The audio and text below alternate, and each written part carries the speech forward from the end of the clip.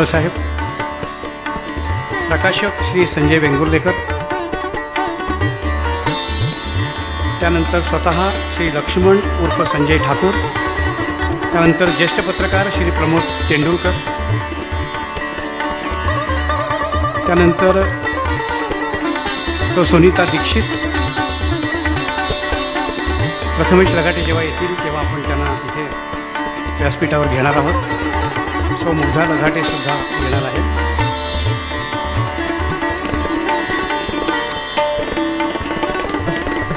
मान्यवरांचं आगमन झालेलं आहे आणि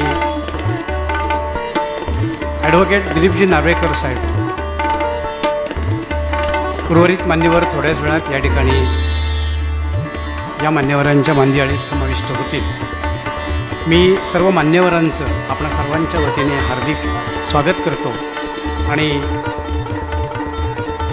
गेली 25 वर्ष या विठ्ठल मंदिर आणि भाऊ मसूरकरांच्या विचाराशी सदैव कार्यतत्पर असणारे श्री लक्ष्मण उर्फ संजय ठाकूर यांना विनंती करतो की त्यांनी गुलाब पुष्प देऊन या सर्व मान्यवरांचं स्वागत करावे. सुरुवातीला श्री दाखरू सोमन साहेब, जोरदार टाळ्या आपण वाजवूया. ज्येष्ठ खगोलशास्त्रज्ञ आणि पंचांगकर्ते म्हणून आपण त्यांना ओळखतो. त्यानंतर ॲडव्होकेट श्री दिलीपजी नार्वेकर, मंदिर विठ्ठल रखुमाई मंदिर देवस्थानचे अध्यक्ष आणि सावंतवाडीचे माजी नगराध्यक्ष. त्यानंतर प्राध्यापक डॉक्टर प्रदीपजी ढवळ. या विठ्ठल रखुमाई देवस्थान पुस्तक तयार करण्यासाठी अथक मेहनत घेणारे आणि प्रकाशक श्री संजय वेंगुर्लेकर. त्यानंतर ज्येष्ठ पत्रकार श्री प्रमोदजी तेंडुलकर.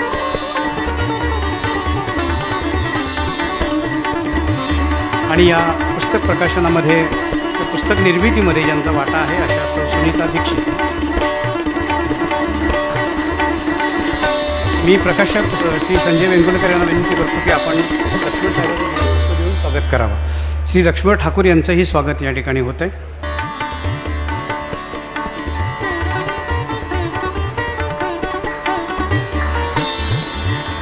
हा पुस्तक प्रकाशन सोहळा एक औचित्य आहे. सर्व भक्तगणांना प्रेरणा देणारं, विठ्ठलाचा आशीर्वाद देणारं असं हे मुळात ठिकाण आहे. आणि जाता येता जेव्हा आपण कुठेही सावंतवाडीत कोणत्याही कामाला जरी आलो आणि नुसतं लांबून जरी आपण बघितलं तरी हा उंचच्या उंच प्रासादिक असा देखणा कळस आपमध्ये आणि विठ्ठल मंदिराशी गेले 25 वर्ष निकटवर्तीय असणारे भाऊ मसूरकरांचे विचार स्वतः अंगामध्ये बाणवलेले असे आपल्या सर्वांचे लाडके आणि सावंतवाडीचे आपले सुपुत्र श्री लक्ष्मण उर्फ संजय ठाकूर यांना विनंती करतो की त्यांनी आजच्या कार्यक्रमाचं प्रास्ताविक करावं. आज आपण सर्वजण परमपूज्य भाऊ मसूरकर यांच्या जन्मशताब्दी सोहळ्यानिमित्त एकत्र जमलो आहोत. या कार्यक्रमाला उपस्थित आदरणीय दाखरू सोमण सर, ज्येष्ठ खगोलतज्ञ, पंचांगकर्ते, आदरणीय डॉक्टर प्रदीप ढवळ सर, उपाध्यक्ष महाराष्ट्र राज्य साहित्य व संस्कृती मंडळ, आदरणीय ॲडव्होकेट दिलीप नार्वेकर, अध्यक्ष विठ्ठल रखुमाई उपसमिती सावंतवाडी, आदरणीय संजय वेंगुर्लेकर, प्रकाशक संजना पब्लिकेशन, आदरणीय श्री प्रमोद तेंडुलकर, ज्येष्ठ पत्रकार, आदरणीय सुनीता दीक्षित, उपस्थित मित्र हो, तसेच माझे कोल्हापूर मुंबईहून आलेले मित्रमंडळी. आज एक विलक्षण योगायोग आहे. आपल्या परमपूज्य भाऊ मसूरकरांचा जन्मशताब्दी सोहळा आहे. तसंच या विठ्ठल मंदिराला 300 वर्ष पूर्ण झाली आहे. आज 1 मे महाराष्ट्र दिन आहे. त्यानंतर सिंधुदुर्ग स्थापनेचा सुद्धा आजचा दिवस आहे 1 मे आणि भाषा मराठी ह्याचा विषय आहे. परमपूज्य भाऊ मसूरकर नेहमी म्हणायचे की हे सावंतवाडीचं विठ्ठल मंदिर आहे हे पंढरपूरच्या विठ्ठल मंदिराला सहयोगी मंदिर होणार आहे. त्यामुळे आम्ही गेली 20 वर्ष या मंदिरातील काही मंडळी वाखरी ते पंढरपूर, पंढरपूर ते वाखरी असा वारीचा पंढरपूरची आषाढी वारी करतो आहे. मित्रो, सावंतवाडीचं विठ्ठल मंदिर आणि पंढरपूरचं विठ्ठल मंदिर ह्याच्यामध्ये एक साम्य म्हणजे पंढरपूरच्या विठ्ठल मंदिराच्या पायरीकडे चंद्रभागा वाहत आहे, तर सावंतवाडीच्या विठ्ठल मंदिराच्या पायरीपर्यंत हा मोती तलाव होता. ह्याची नोंद आपल्याला इतिहासामध्ये सापडते. 300 वर्षापूर्वी हा तलाव हा विठ्ठल मंदिराच्या पायरीपर्यंत होता. त्यामुळे त्यावेळी दुष्काळ पडला आणि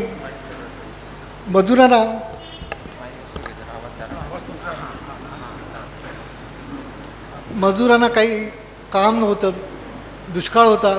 त्यामुळे त्यावेळेच्या संस्थाकांनी निर्णय घेतला आणि हे 400 फूट आपला तलाव हा पुढे नेला भराव टाकून. त्यामुळे आता आपल्याला हा तलाव आहे तो पुढे दिसतो आहे आणि ह्याची नोंद आपल्याला इतिहासामध्ये आपल्या राजवाड्याचा आम्ही जो काही ग्रंथ पाहिले त्याच्यामध्ये आहे. दुसरं एक वैशिष्ट्य म्हणजे आपल्या संस्थांचे पुण्यश्लोक बापूसाहेब महाराज हे विठ्ठलाचे निस्सीम भक्त होते. आपणास माहिती असेल की आषाढी वारीच्या वेळेला पुण्यामध्ये संत तुकाराम महाराज तसंच संत ज्ञानेश्वर महाराज यांच्या पालख्या एकत्र पुण्यामध्ये येतात. त्यावेळेला मुद्दाम म्हणून आपले बापूसाहेब महाराज पुण्याला जात स्वागतासाठी आणि त्यामुळे आपली जी परंपरा आहे या मंदिराची ती फार प्राचीन परंपरा आहे. आणि महत्त्वाची गोष्ट एक सांगायची म्हणजे आपल्या मंदिरामध्ये एक छोट्या विठ्ठल रखुमाई मूर्ती आहेत, त्या साक्षात पांडुरंगाने संत पाडगावकर महाराजांना दिल्या आहेत. त्याची नोंदसुद्धा आपल्याला सापडते. आपण पाहिलं असेल आपल्या मंदिराच्या उजव्या बाजूला पाडगावकरांची समाधी आहे. तर आपण सावंतवाडीकर खरंच नशीबवान आहोत आणि हे सावंतवाडीचं विठ्ठल मंदिर आहे हे खरोखर पंढरी आहे. आणि हे भावना समजल्यामुळे भाऊनी या मंदिराचा जीर्णोद्धार केला, याचं रूप बदललं. भाऊंचे आणि माझे संबंध 6 जून 2000 पासून होते. परमपूज्य भाऊ मसूरकर यांच्याबद्दल आपल्या सनातन संस्थेचे जयंत बाळाजी आठवले सर यांनी पुस्तक लिहिलं संख्याशास्त्र म्हणून. आणि त्या संख्याशास्त्रामध्ये आपण पाहिलं तर आपलं आडनाव आणि नाव यांची बेरीज 9 येत होती. त्यामुळे मी भाऊंना भेटून ह्याचा अभ्यास केला. त्यानंतर त्यांनी बरीच माहिती दिली. त्याच्यामध्ये आपले 4 देह, कारणदेह, महाकारणदेह, स्थूलदेह, सूक्ष्मदेह, 5 कोश ह्याची बरीच माहिती भाऊंनी मला दिली. परंतु ते म्हणाले की ह्याचा उपयोग फक्त नामस्मरणासाठी करा. आणि त्याप्रमाणे त्यांनी 2000 ते 2002 1,08,00,000 परत 2000 ते 2004 त्यांनी माझ्याकडून नामस्मरण करून घेतलं. त्यानंतर परमपूज्य भाऊ मसूरकर यांनी आपला 10 सप्टेंबर 2005 देह सोडला. त्यानंतर आम्ही लोकांनी आमच्या मित्रमंडळी आणि अनुयायांनी ह्या मंदिराचा जीर्णोद्धार तसंच इथे जी त्रिकाल साधना चालू आहे ती चालू ठेवली. याच्यामध्ये एक ॲडिशनल म्हणजे भाऊ नसताना भाऊंची एक इच्छा होती ब्रह्मदेवाचं मंदिर करावं. तर ब्रह्मदेवाचं मंदिर अपूर्ण होतं ते आम्ही 2011 ब्रह्मदेवाचं मंदिर आपण तयार केलं. मित्रो, ह्या पुस्तकाची सुरुवात 2002 झाली. सुरुवातीला इथे बरेचसे पर्यटक आहेत. त्यानंतर बाहेरच्या देशाचे सुद्धा पर्यटक इथे येत. त्यावेळे सौभाग्यवती सुनीता दीक्षित या त्यांना मार्गदर्शन करीत. त्यानंतर भाऊंनी सांगितलं की हे तुम्ही मार्गदर्शन करता ते लिखित स्वरूपात करा. मग त्यांनी या वेगवेगळ्या मूर्त्यांची किंवा माहिती सुरू केली. 2005 नंतर ते 2025पर्यंत आम्ही त्याच्यामध्ये काही मोठा काही बदल झाला नाही. आणि पुस्तक काही पूर्ण झालं नाही. मध्यंतरी प्राध्यापक ढवळ सर यांनी कोकण मराठी साहित्य संमेलनासाठी आम्हाला 100 लोकांना मॉरिशसला घेऊन गेले. तिथे बऱ्याच साहित्यिकांचा सहवास लाभला. त्यामध्ये ढवळ सरांनी सुद्धा बरंच साहित्य लिहिलं, त्यांचंही मी पाहिलं. मध्यंतरी ढवळ सरांनी शिंदेसाहेबांवर, एकनाथ शिंदेसाहेबांवर योद्धा म्हणून पुस्तक लिहिलं. त्याचं गडकरी ग्रंथालयामध्ये राज्यपाल, मुख्यमंत्री तेव्हासुद्धा त्यांनी मला स्टेजची जबाबदारी दिली होती. त्याचंच अनुकरण मी आज छोट्या प्रमाणात इथे विठ्ठल मंदिरात करत आहे. त्यानंतर बरेच त्या लोकांकडून, ह्या वेगवेगळ्या कवी ढवळ सर यांच्याकडून एक वेगळी प्रेरणा मिळाली. त्यानंतर आपले आनंदराज महाराजांचे पंटू सचिन वालोलकर यांचे मित्र श्री संजय वेंगुर्लेकर यांची भेट झाली.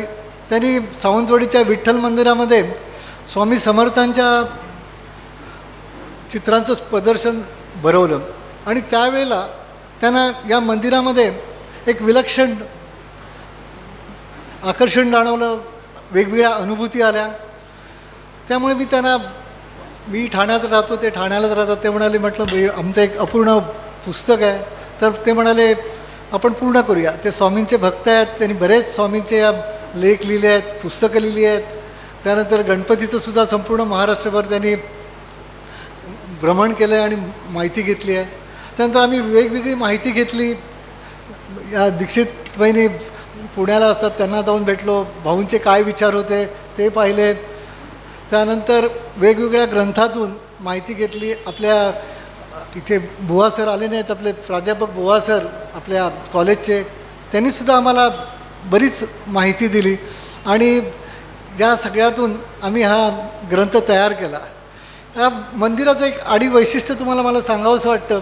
आपण पाहाल की इथे उजव्या बाजूला सगळे पुरुष संत आहेत, डाव्या बाजूला स्त्री संत आहेत. आणि तुम्ही रामाचं मंदिर बघा, कृष्णाचं मंदिर बघा, हनुमानाचं मंदिर बघा, सगळी मंदिरे आहेत, पण त्या मंदिरामध्ये त्यांच्या भक्तांची किंवा मूर्त्या दिसत नाहीत. परंतु सावंतवाडीच्या या आपल्या मंदिरामध्ये भक्तांना फार महत्त्व दिलं आहे आणि ते भक्तांचीसुद्धा पूजा केली जाते. तर मित्र, खरंच सावंतवाडीकर भाग्यवंत आहे. त्याच्यामध्ये आणि एक महत्त्वाची गोष्ट म्हणजे आपण पुस्तक चाळलं तर आपल्याला लक्षात येईल, याच्यामध्ये साक्षात भगवान विष्णूंनी या मंदिराची कशी रचना करावी याबद्दल सांगितलेलं आहे. त्याचा लेख आपले रिटायर IAS ऑफिसर अविनाश सुभेदार साहेब यांनी त्याचा रेफरन्स दिलेला आहे. तर आपण खरंच सावंतवाडीकर भाग्यवंत आहोत. त्याचाच गोषवारा या आम्ही पुस्तकामध्ये दिला आहे. तर आपण हे पुस्तक संग्रही ठेवावं एवढीच आपणास विनंती करतो आणि थांबतो. धन्यवाद. धन्यवाद. लक्ष्मण उर्फ संजय ठाकूर.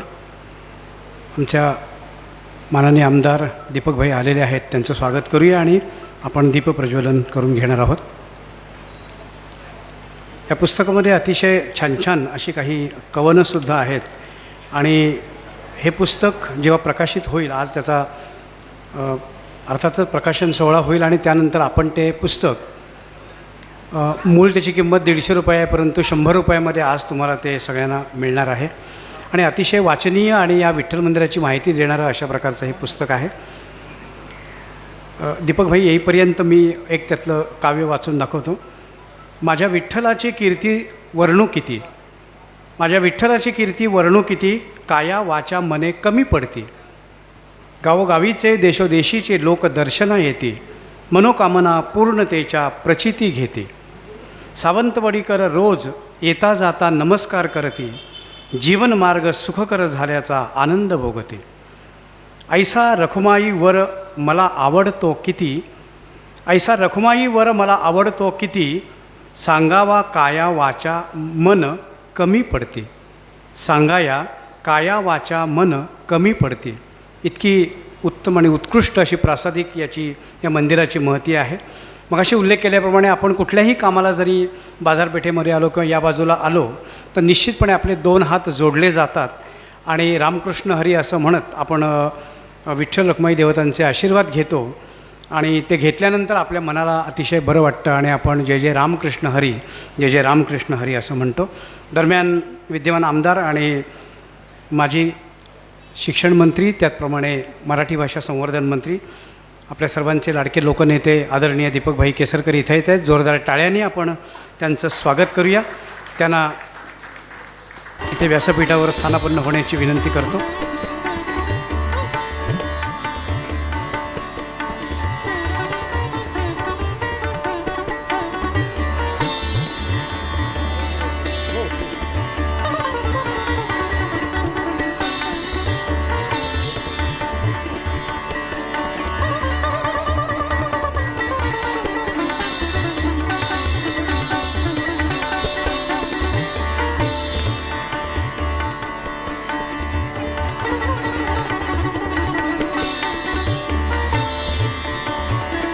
आपल्या भागातील थोर सत्पुरुष परमपूज्य भाऊ मसूरकर यांच्या प्रतिमेला पुष्पहार अर्पण केला जातो आहे. त्यांचे आशीर्वाद घेतले जात आहेत. आज परमपूज्य भाऊंचाच जन्मशताब्दी सोहळा आणि त्या सांगतीच्या निमित्ताने हा कार्यक्रम आहे.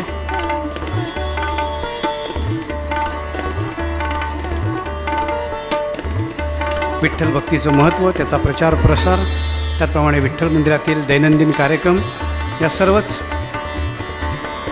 कार्यक्रमामध्ये स्वतः भाग घेऊन मार्गदर्शन करणारे परमपूज्य भाऊ मसूरकर महाराज आणि त्यांचे आशीर्वाद या ठिकाणी घेतले जात आहेत.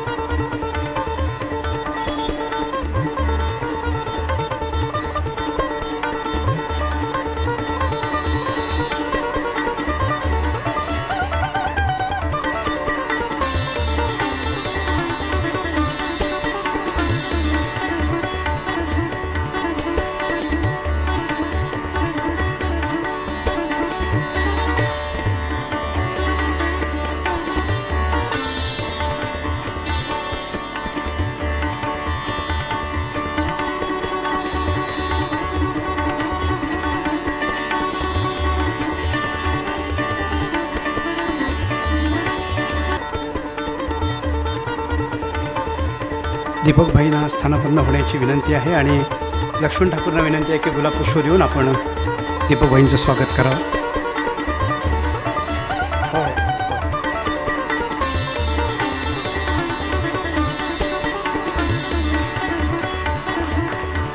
या मान्यवरांना विनंती करतो की त्यांनी आजच्या या सुंदर अशा कार्यक्रमाचं दीपप्रज्वलन करावं आणि दीपदेवतेचे आशीर्वाद या ठिकाणी घ्यावेत.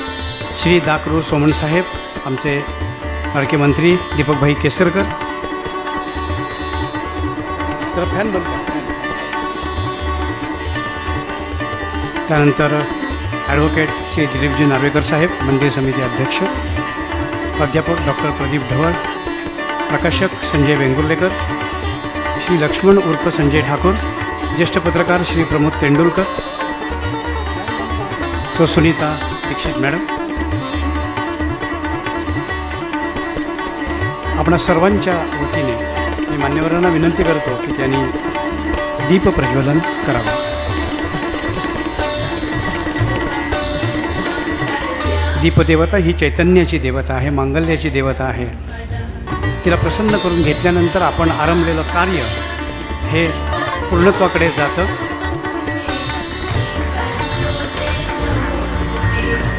वरदायी अशा दीपज्योती देवतेला आमचा नमस्कार असो. शुभ आणि कल्याण करणारा, शत्रुबुद्धीचा नाश करणारा, त्याचप्रमाणे मंगल आणि कल्याण हो असा आशीर्वाद देणारी ही दीपदेवता तुमच्या आमच्या हृदयामध्ये सदैव तेवत राहावं. आणि विठ्ठल रखुमाई, त्याचप्रमाणे श्री देव पाटेकर, त्याचप्रमाणे सर्व देवता नेहमीच आपल्यावर प्रसन्न राहोत. आणि त्यानिमित्ताने दीपदेवतेचे आशीर्वाद घेतले जातात. दीपज्योती नमोस्तुते, दीपज्योती नमोस्तुते.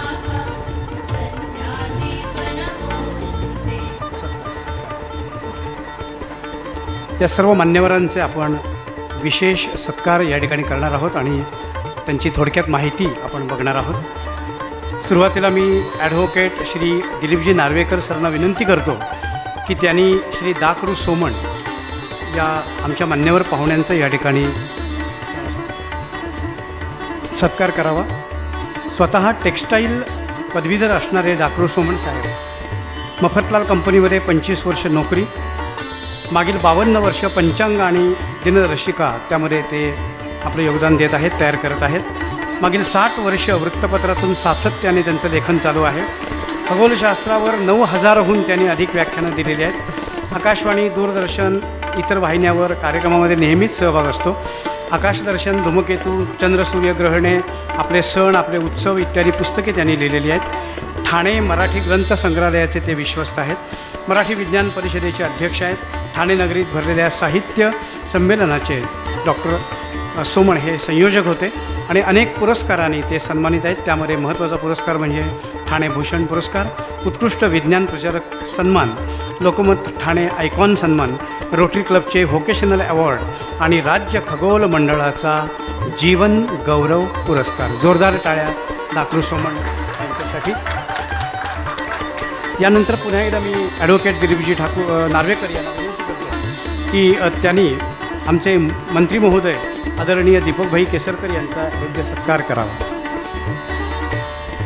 दीपकभाई म्हटल्यानंतर आपल्या सर्वांना माहीत आहे, गेले अनेक वर्ष समाजकारण, राजकारण यामध्ये वावरताना नेहमीच सिंधुदुर्ग जिल्ह्याचा विचार आणि महत्त्वाची गोष्ट म्हणजे मराठी भाषा संवर्धन मंत्री असल्याचा आम्हाला सार्थ अभिमान होता. त्या खात्यामध्ये त्यांनी उत्तमोत्तम असे निर्णय घेतलेले आहेत आणि अर्थमंत्री देखील ते होते.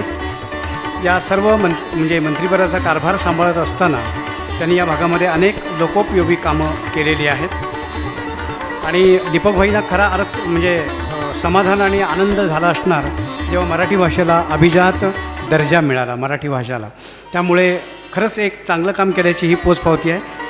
आदरणीय दीपकभाईंसाठी आपण जर एकदा पुन्हा जोरदार टाळ्या वाजवूया. यानंतर पुन्हा एकदा मी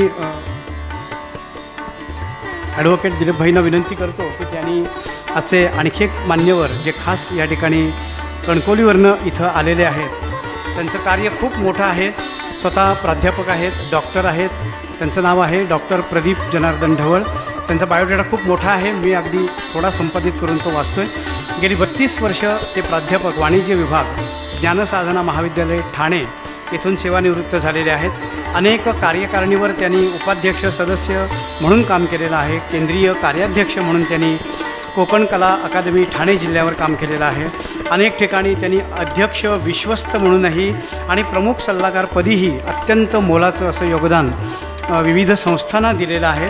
उत्तम असं विस्तृत लेखन त्यांनी केलेलं आहे. त्यामध्ये नरेंद्र ते विवेकानंद, एक झंझावातपासून ते अगदी द्वंद्व नाटक, त्यानंतर बालनाट्य, परदेशी परी, हुंकर एकांकिका इत्यादी इत्यादी शोभा नाटक त्यांनी लिहिलेलं आहे. त्याचप्रमाणे अनेक विषयावर त्यांनी व्याख्यानं दिलेली आहेत. नरेंद्र ते विवेकानंद, त्यानंतर मॉरिशस या ठिकाणी आकाशवाणीवर त्यांची विशेष मुलाखत झालेली आहे. अभिनयाचं सुद्धा म्हणजे अभिनयामध्ये सुद्धा ते आघाडीवर आहेत. सह्याद्री वाहिनीवर फक्त तुझ्यासाठी या मालिकेमध्ये त्यांनी अभिनय केला आहे. त्यानंतर रांजाई चित्रपटामध्ये अभिनय आहे आणि अनेक पुरस्कारांचे ते मानकरी आहेत. अनेक नाटकामधून त्यांनी भूमिका केल्या, लेखन केलं आहे. असे अष्टपैलू असे प्राध्यापक डॉक्टर प्रदीप जनार्दन ढवळ यांचं स्वागत करताना आम्हाला अतिशय आनंद होतो आहे. आपण जोरदार टाळ्याने त्यांचं स्वागत करूया. त्यानंतर आपण पुढचे सत्कार घेतो आहोत. ज्या पुस्तकाचा मी आत्ता उल्लेख केला, मी आपल्याला फक्त त्याचं मुखपृष्ठ दाखवतो जे आपण नंतर घेणार आहोत किंवा त्याचं प्रकाशनही करणार आहोत. या पुस्तकाच्या प्रकाशनासाठी गेले 3 महिने अविरत धडपड करणार आहे आणि ते पुस्तक अधिकाधिक निर्दोष आणि उत्तमोत्तम दर्जाचं व्हावं यासाठी प्रयत्न करणारे या पुस्तकाचे प्रकाशक आदरणीय श्री संजय वेंगुर्लेकर वेळात वेळ काढून इथं आलेले आहेत आणि श्री दाकृ सोमण साहेबांना विनंती करतो की त्यांनी आपण वेंगुर्लेकर साहेबांचा या ठिकाणी यथोचित सत्कार करावा. प्रकाशक श्री संजय वेंगुर्लेकर, त्यांचा मी परिचय या ठिकाणी करून देतो.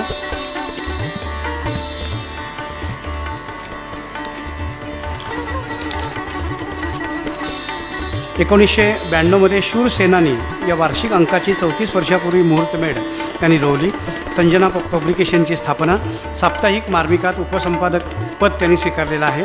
साप्ताहिक श्री कार्यकारी संपादक 1995.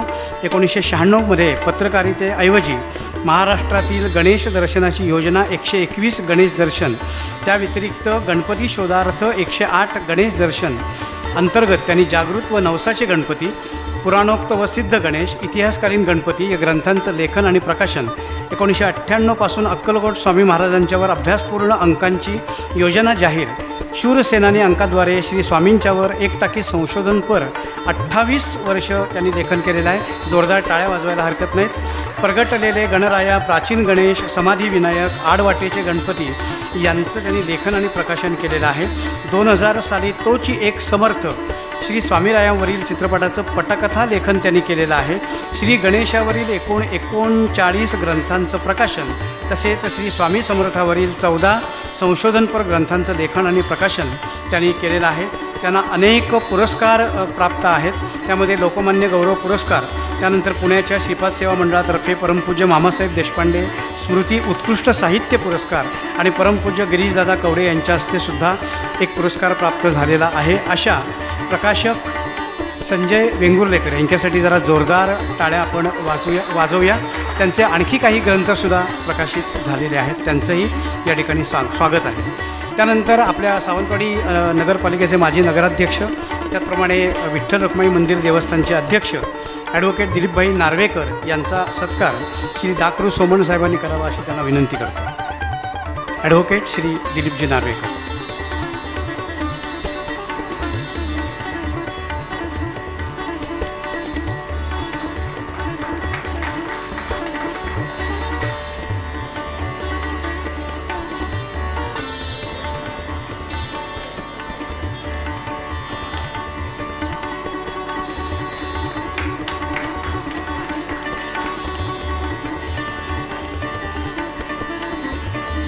धन्यवाद सत्कार स्वीकारल्याबद्दल. यानंतर ज्येष्ठ पत्रकार श्री प्रमोद यशवंत तेंडुलकर यांना आपण या ठिकाणी सन्मानित करतो. त्यांनी तो सत्कार स्वीकारावा अशी त्यांना विनंती आहे आणि त्यांचा परिचय मी थोडक्यात आपल्याला करून देतो. आणि हा सत्कार श्री दीपकभाई केसरकर यांनी करावा अशी त्यांना विनंती आहे. मी पत्रकार श्री प्रमोद यशवंत तेंडुलकर यांचा थोडक्यात परिचय करून देतो. ज्येष्ठ पत्रकार, 40 वर्ष सामाजिक कार्यामध्ये भरीव योगदान. पत्रकारिता आचार्य अत्रे यांच्या दैनिक मराठामध्ये 5 वर्ष व दैनिक लोकसत्तामध्ये 33 वर्षे त्यांनी नोकरी केली. सारस्वत चैतन्य त्रैमासिकाच्या 3 संस्थांपैकी एक संपादक पदाची 10 वर्ष जबाबदारी स्वीकारली. 10 वर्ष संस्कारदीप दिवाळी अंकाचे मालक व संपादकपद सांभाळले. मृत्यूशय्येवर खितपत पडलेले लोक, वृद्धाश्रमामध्ये असलेले लोक, मतिमंद मुलांच्या संस्था यांचा शोध घेऊन परिस्थितीवर त्यांनी प्रत्यक्ष लेखन सुरू ठेवलेलं आहे. कथा, मुलाखती, लेख विविध नियतकालिकातून त्यांचे प्रसिद्ध झालेले आहेत. गौड सारस्वत परिचय ग्रंथ व सारस्वत परिचय या ग्रंथांच्या संपादनामध्ये त्यांचा महत्त्वाचा वाटा आहे. मुंबई मराठी पत्रकार संघ संस्थेमध्ये ते कार्यवाह, कोषाध्यक्ष, उपाध्यक्ष, अंतर्गत हिशेब तपासनीस व कार्यकारिणी सदस्य म्हणून त्यांनी कार्यकाळ त्यांचा 24 वर्षाचा आहे. पत्रकार दर्पण नियतकालिकाच्या काही अंकांची जबाबदारी त्यांनी स्वीकारलेली आहे. पत्रकार संघाने 1990 साली विधानसभा निवडणुकीमध्ये, हे जरा ऐकणार का आहे,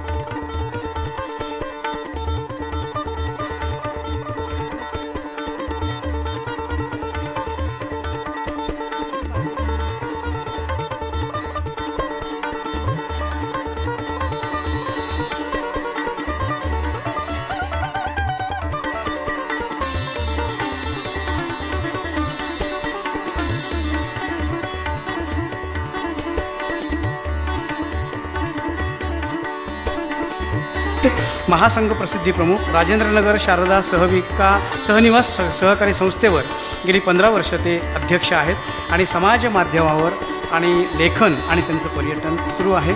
अशा ज्येष्ठ पत्रकार प्रमोदजी तेंडुलकर यांचं या ठिकाणी स्वागत आहे. यानंतर आपण सन्मानित करणार आहोत, मला वाटतं आपण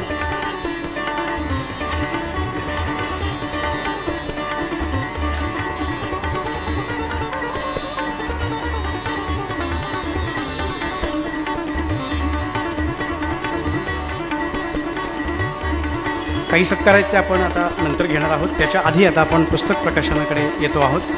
आणि हे पुस्तक प्रकाशन करताना ज्यांनी या पुस्तकासाठी ठाकूरसाहेबांच्याबरोबर, दीक्षित मॅडम यांच्याबरोबर स्वतः विशेष मेहनत घेतलेली आहे असे प्रकाशक श्री संजय वेंगुर्लेकर यांना मी इथं येण्याची विनंती करतो. आणि त्यांनी या अतिशय सुंदर अशा पुस्तक प्रकाशनाचा जो अनुभव आहे, त्यांना आलेली अनुभूती आहे, ती त्यांनी या ठिकाणी व्यक्त करावी. प्रकाशक श्री संजयजी वेंगुर्लेकर म्हणून त्यांचे अनुभव या ठिकाणी सांगण्याची विनंती करतो.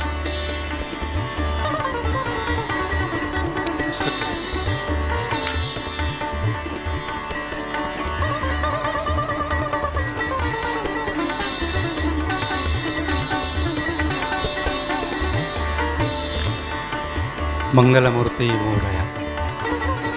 श्री स्वामी समर्थ महाराज की जय.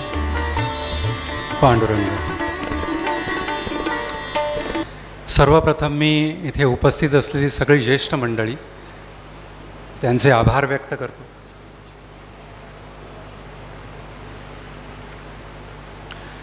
सावंतवाडी वासीय लोकांनी हे लक्षात घ्यावं की आज आपण या ज्या स्थानावर बसलेला आहात, या स्थानाची स्थापना ही 300 वर्षांपूर्वी झाली.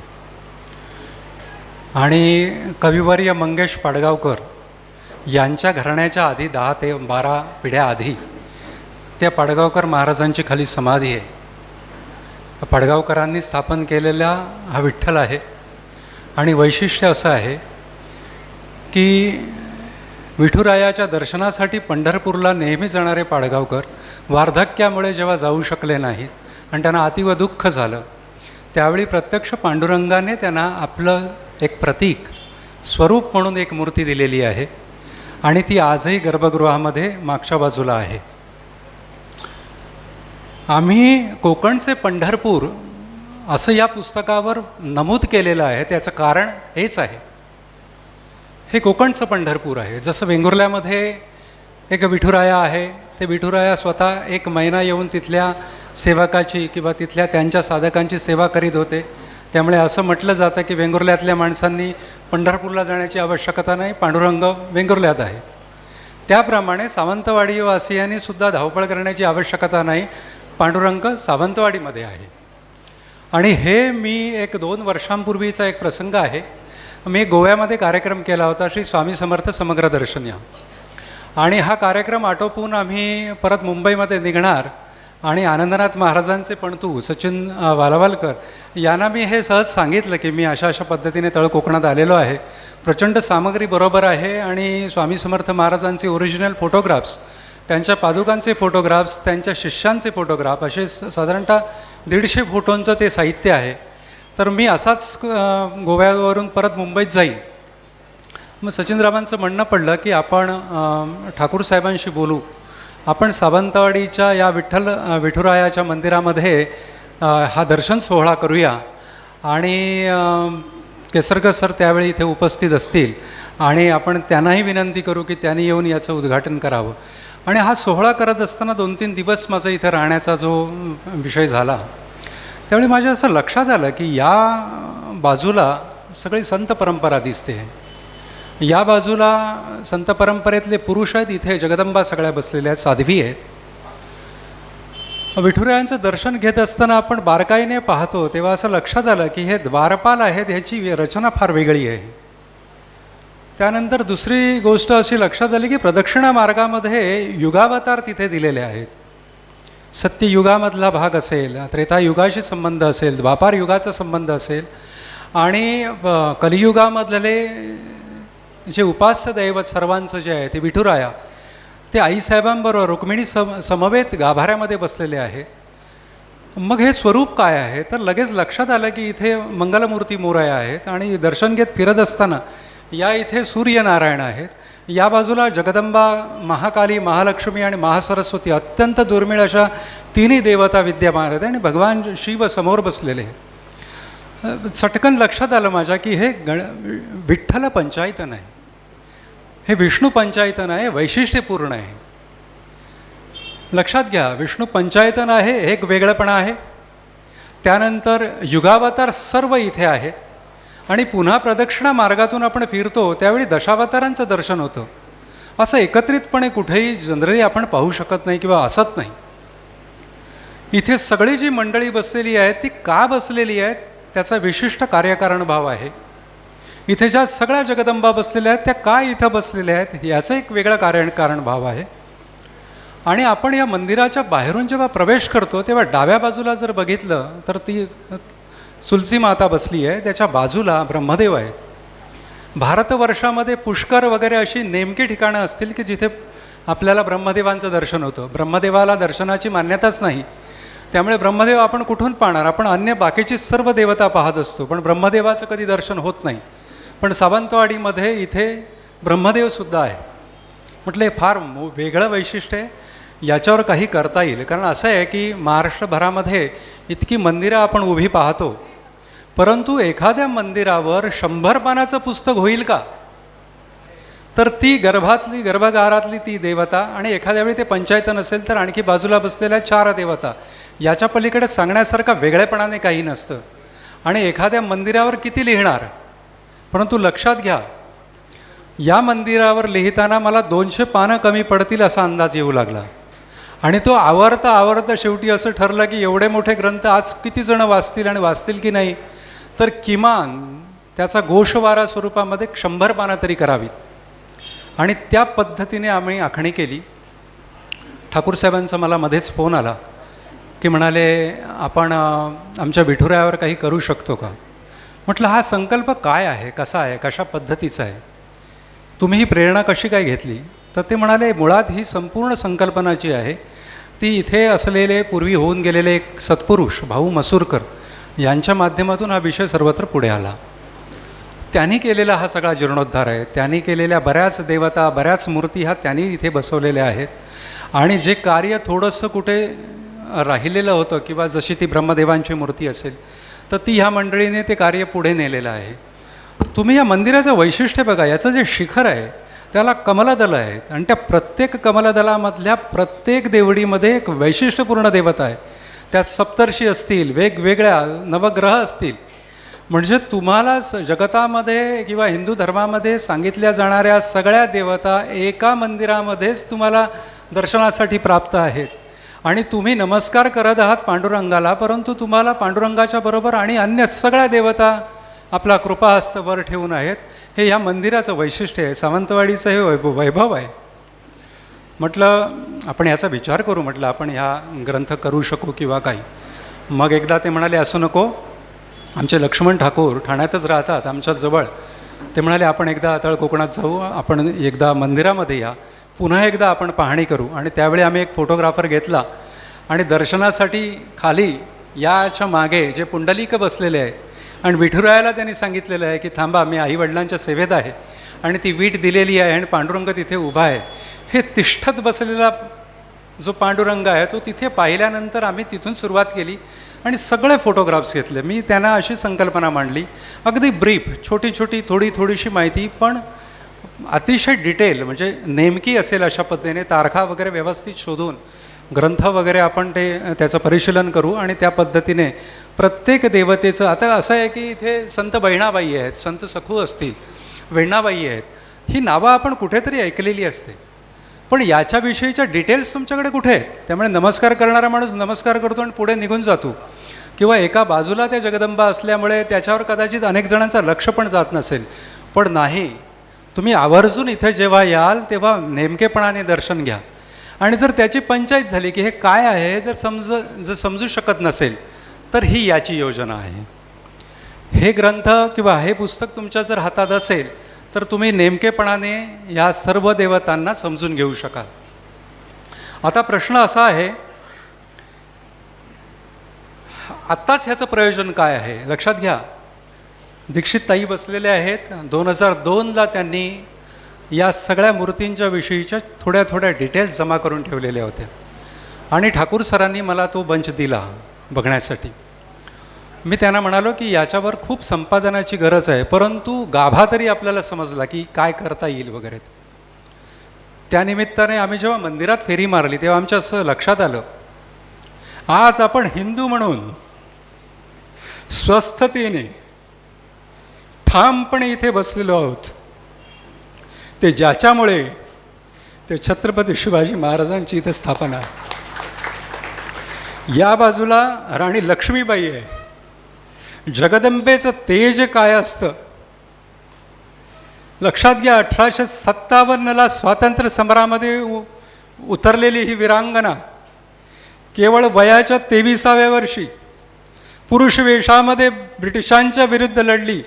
1857चं स्वातंत्र्य समर आम्हाला नीट सांगितलं जात नाही, परंतु खात्रीशीर सांगतो किमान 1,00,000 लोकांनी त्यावेळी बलिदान दिलेलं होतं. इतका प्रचंड मोठा संग्राम इथे झाला.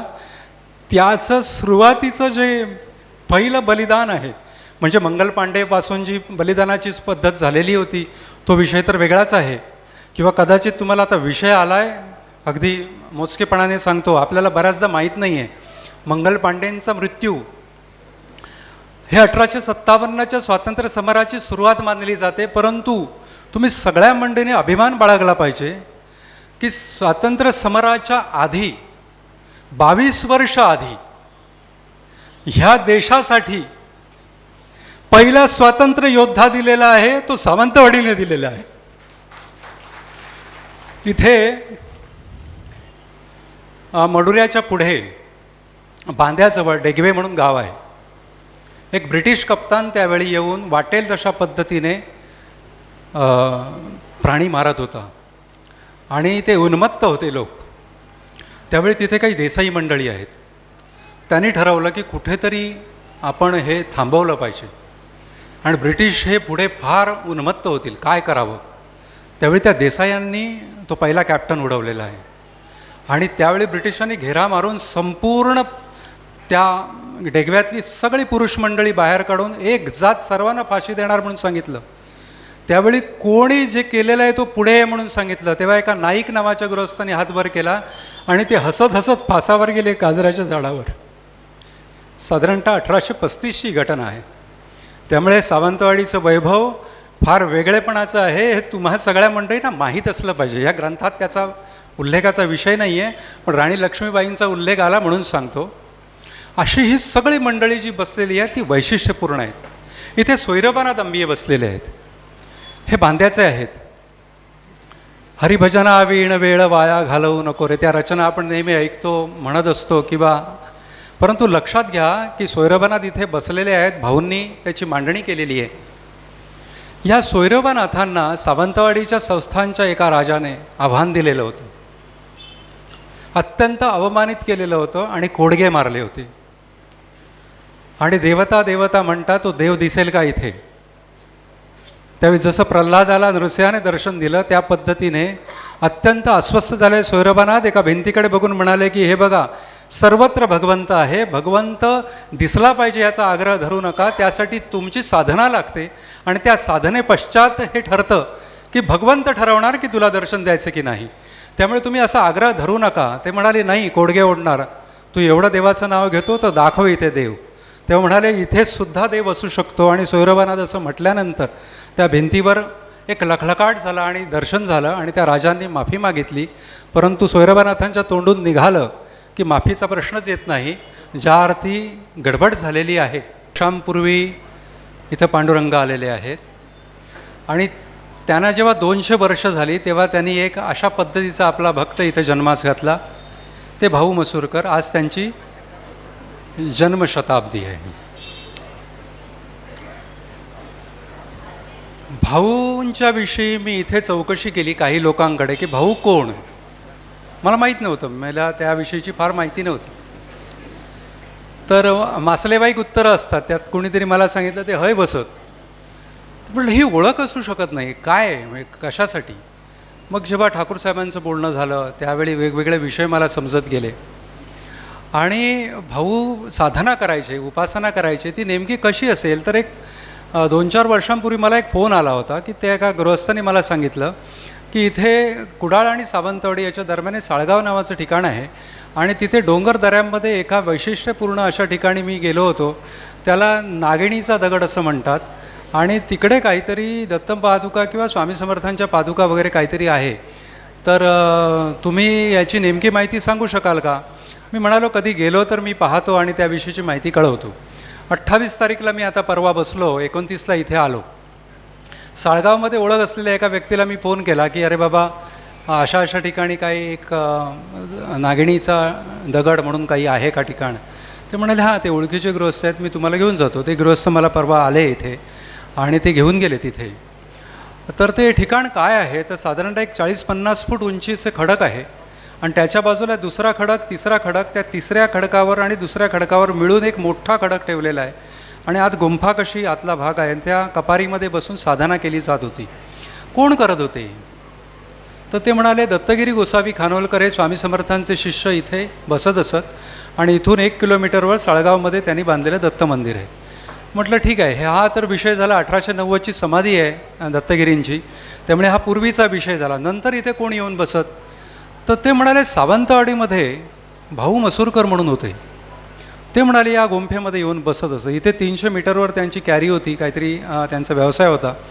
तिकडे ते यायचे आणि ते इथे येऊन बसायचे आणि आमची ही शेतीची जागा आजूबाजूची असल्यामुळे एक दिवशी मी आलो. ते राहुळ नावाचे गृहस्थ होते, ते मला सांगतायत की अरे भाऊ मसूरकर इकडे काय करतात. म्हणून मी तिथे समोर गेलो आणि नमस्कार केला त्यांना. त्यांनी मला नाही ओळखलं होतं कारण ही साधारणतः 30 वर्षांपूर्वीची गोष्ट असेल, पण मी त्यांना ओळखलं होतं. मग त्यांनी विचारलं अरे तू कोण. तर मी बबन राहुळ म्हणाले. दिगंबरचा मुलगा का, असं त्यांची चर्चा झाली. तर तुम्ही इथे येऊन का बसता. तर भाऊनी त्यांना उत्तर दिलं की मला दृष्टांत झाला की इथे जाऊन तू नामसाधना कर आणि त्याचा तुला परिपूर्णतेने उपयोग होईल. अशा पद्धतीने उपासना करून कित्येक करोड जप भाऊंचा झालेला होता आणि त्यातून त्यांनी संख्याशास्त्र प्रवीण झालेले होते.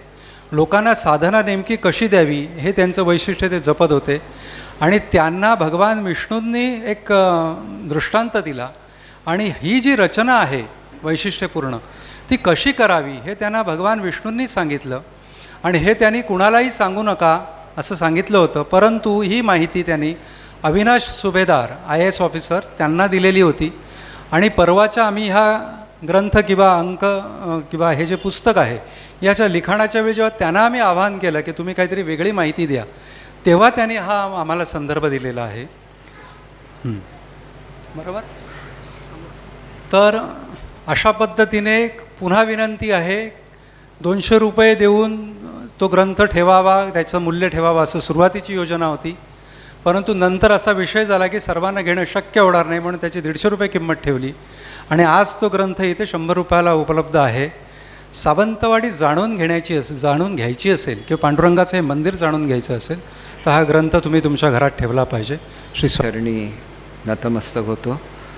ज्यांच्या हस्ते हा कार्यक्रम झाला ते तुम्हा आम्हा सर्वांचं प्रेरणास्थान सोमण साहेब, आदरणीय या मंदिराचे अध्यक्ष दिलीपजी नार्वेकर, माझे ज्येष्ठ सहकारी आणि साहित्य मंडळाचे उपाध्यक्ष आदरणीय ढवळ सर, प्रकाशक आदरणीय संजयजी वेंगुर्लेकर, ज्यांच्या पुस्तकाचं नुकतंच प्रकाशन झालं ते लक्ष्मणजी ठाकूर, श्री प्रमोद तेंडुलकर, ज्यांचं लवकरच आपण आसिंद सुश्राव्य असं संगीत ऐकणार आहात, ते प्रथमेश लगाटे, मुग्धा लगाटे, सुनीताताई दीक्षित आणि सर्वच मान्यवर. खरं तर मला तब्येतीच्या कारणामुळे जास्त वेळ बसायची परवानगी नाही म्हणून मी तेंडुलकर साहेबांना मागितलं की मला जाण्याची परवानगी द्या, कारण मला 15 तारीखपर्यंत बेड रेस्ट सांगितली होती. परंतु आज 1 मे आहे, महाराष्ट्र दिन आहे. त्या दिवशी जर आपण घरी झोपून राहिलो तर आपण स्वतःलाच माफ करू शकणार नाही आणि त्याच्यामुळे आपण सर्वांना महाराष्ट्र दिनाच्या हार्दिक शुभेच्छा देतो. ज्या 108 हुतात्म्यांनी बलिदान करून मुंबईसह महाराष्ट्र आपल्याला प्राप्त झाला त्यांच्या चरणी वंदन करतो. खरं तर भाऊंची 100व्या वर्षाची पूर्तता आहे आणि त्याला मी येऊ शकलो नसतो तर मी स्वतःला माफ करू शकलो नसतो. कारण मंदिर तर 300 वर्ष जुनं आहे, परंतु अनेक जे संस्कार ह्या मंदिरामध्ये सुरू केले ते भाऊंनी सुरू केले. भाऊंचं अंकशास्त्रावर खूप प्रगाढ असं ज्ञान होतं आणि त्यांनी सातत्याने त्याचा प्रचार आणि प्रसार हा करत असतानाच नामस्मरणाचं जे महत्त्व आहे ते कायम ठेवलं. सातत्याने इथं धुनी पेटत असते आणि त्या ठिकाणी मंत्रोच्चार होत असतात. आणि भाऊनी आपलं संपूर्ण आयुष्यच हे ईश्वरचरणी वाहिलेलं होतं. आणि त्याच्यामुळे केवळ विठ्ठल मंदिर नाही तर अनेक मंदिरं जी आमच्या या सावंतवाडी तालुक्यात आहेत, या सिंधुदुर्ग जिल्ह्यात आहेत, त्यांची पुनर्निर्मिती करणं, त्यांची दुरुस्ती करणं हे सगळं भाऊने केलं. अगदी आपलं जे दत्त महाराजांचं मंदिर माझगावचं आहे त्याचं भाऊने म्हणजे सांगायचं म्हणजे होऊन गोष्टी जातात नंतर कोणाच्या लक्षात राहत नाही. आत्मेश्वर मंदिराचं जे नूतनीकरण केलं ते सुद्धा भाऊने केलं. म्हणजे ही फक्त मी तुम्हाला 1-2 उदाहरणं सांगितली सावंतवाडीतली. अशी असंख्य मंदिरं आहेत की भाऊ हे स्वतः प्रख्यात कंत्राटदार होते, परंतु ज्या वेळेला मंदिराची गोष्ट यायची त्यावेळेला त्यांच्यातला भक्त जागृत व्हायचा. मग ते कंत्राटदार राहिले नाहीत. एवढा मोठा 300 फुटाचा कळस हा त्यांनी विठ्ठल मंदिराचा उभा केला आणि आम्ही सर्वच जण त्यांचे भक्त म्हणायला काय हरकत नाही. आम्ही तर आमचे कुटुंबाचे संबंध आहेत, भाऊंचे, मसूरकर आणि आमच्या कुटुंबियांचे अतिशय जवळचे संबंध आहेत. आणि त्याच्यामुळे भाऊंनासुद्धा आम्ही कुटुंबातले एक ज्येष्ठ सदस्य म्हणून नेहमी भेटत आलो. हे 100 वर्ष पूर्ण होत असताना अनेक कार्यक्रम हे त्यांच्या भक्त मंडळीने घेतले. त्याच्याबद्दल आपणा सर्वांचं मनापासून मी अभिनंदन करतो. आणि हे करत असतानाच भाऊंची जी इच्छा होती की हे मंदिर अधिक चांगलं बनलं पाहिजे आणि त्याच्यामध्ये ज्या 2 व्यक्तींनी त्यांना समर्थपणे साथ दिली त्याच्यामध्ये एक आमचे इथले पूर्वीचे प्रांताधिकारी सुभेदार साहेब आहेत आणि दुसरे ठाकूर साहेब आहेत. जे इतर तर कमिटी असते, सगळे कार्यक्रम होत राहतात, परंतु ह्या 2 लोकांनी असं बघितलं की ह्या मंदिराला कशी ऊर्जितावस्था येईल आणि त्याच्यासाठी त्यांनी ट्रस्टसुद्धा स्थापन केला. शेजारचं भक्तनिवास घेण्याचं त्यांनी ठरवलेलं आहे आणि कदाचित ते पूर्ण झालं तर भक्तनिवाससुद्धा चांगलं उभं राहील. परंतु आम्ही सगळ्यांनीच लक्षात घेतलं पाहिजे की 300 वर्षापेक्षा अधिक काळ सावंतवाडीकरांनी विठोबाची उपासना केलेली आहे आणि ते तेज या विठोबामध्ये निश्चितपणे आहे. आणि म्हणूनच इथले जे आता मी सगळ्यांची नावं घेत नाहीत, अगदी हळदणकरांच्यापासून ते प्रत्येकजण जो इथे येऊन नामस्मरण करतो त्या सगळ्या वारकरी मंडळांनी, मला वाटत नाही ते कधी पंढरपूरला गेले असतील. त्यांची पंढरी म्हणजे हे विठोबाचं मंदिर आहे. बरोबर आहे ना बांदेकर? आणि म्हणून तुम्ही येता सकाळच्या वेळेला काकड आरतीला, मी काही वेळेला येतो त्यावेळेला तुम्ही काकड आरतीमध्ये तुमच्याबरोबर सहभागी व्हायची संधी देता. ज्या वेळेला सप्ताह असतो त्या वेळेला तुम्ही सगळं केलेलं आहे. आषाढी एकादशी असेल, कार्तिकी एकादशी असेल, या सगळ्यामध्ये सहभागी होत असताना ज्याला ठाकूरसाहेब माझ्याकडे आले, खरं तर माझी तब्येत बरी नव्हती, परंतु मी सांगितलं की मी 100% तुमच्या कार्यक्रमाला येईन.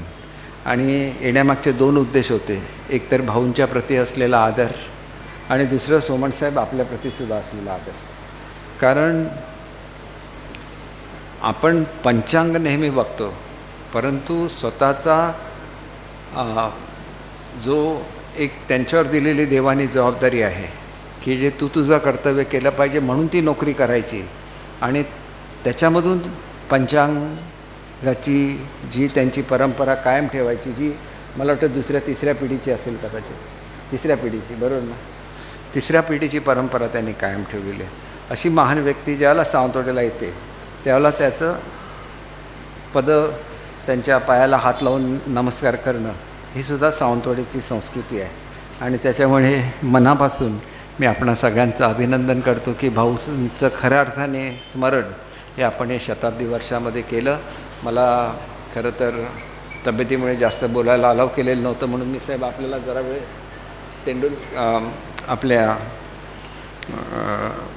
आपले जे वेंगुर्लेकर साहेब आहेत त्यांची मी क्षमा मागतो की मध्येच मी तुम्हाला थांबवलं आणि मला असं पुढे आता निघायला लागेल मुंबईला, नाही तर डॉक्टर मला पुन्हा तपासणार नाही. आणि तुम्हाला मी एक गमतीशीर गोष्ट सांगतो. बघा, आमच्या घरामध्ये कोणी राजकारणात नाही, परंतु विठोबाची सेवा आमच्या आजोबांच्या काळापासून चालू आहे आणि ती तशीच पुढे चालू राहणार. आणि म्हणून इथं आल्यानंतर मी विचार केला की पंढरीच्या ज्यावेळेला दर्शनाला मी दरवर्षी जातो आषाढी एकादशीला, त्यावेळेला तो मुकुट आहे जो चांदीचा, तो आता त्यांनी त्याच्यावर सोन्याचा लेप दिला आहे पंढरीला. आपला मात्र अजून चांदीचाच आहे. तर निदान येत्या आषाढी एकादशीपर्यंत तरी तो सोन्याचा मुकुट आपण करूया विठोबा रखुमाईचा, एवढंच सांगतो. जी काय सेवा देवाच्या मनात असते देव करून घेत असतो. माझे मित्र चिटणीस साहेब बसलेत. खरं त्यांच्या मुलाच्या लग्नाला येणं मला खूप आवश्यक होतं, परंतु तब्येतीमुळे येऊ शकलो नाही. घरी येऊन जाणार आहे. मी आपल्याला मनापासून आनंदी झालो की तुमच्या सगळ्यांचं दर्शन झालं आणि तुमच्यामध्ये जे जे पुण्य आहे ते पुण्य मलासुद्धा थोड्या प्रमाणात लाभलं हे मी स्वतःचं नशीब समजतो. 2 गोष्टी मी तुम्हाला सांगतो. देवामधली मी काय ठाकूर साहेब तासन तास लेक्चर देऊ शकतो, सोमण साहेब तुम्ही तासन तास बोलू शकता. मी काय तशा स्वरूपाचा भक्त नाही, पण भक्त मात्र 100% आहे.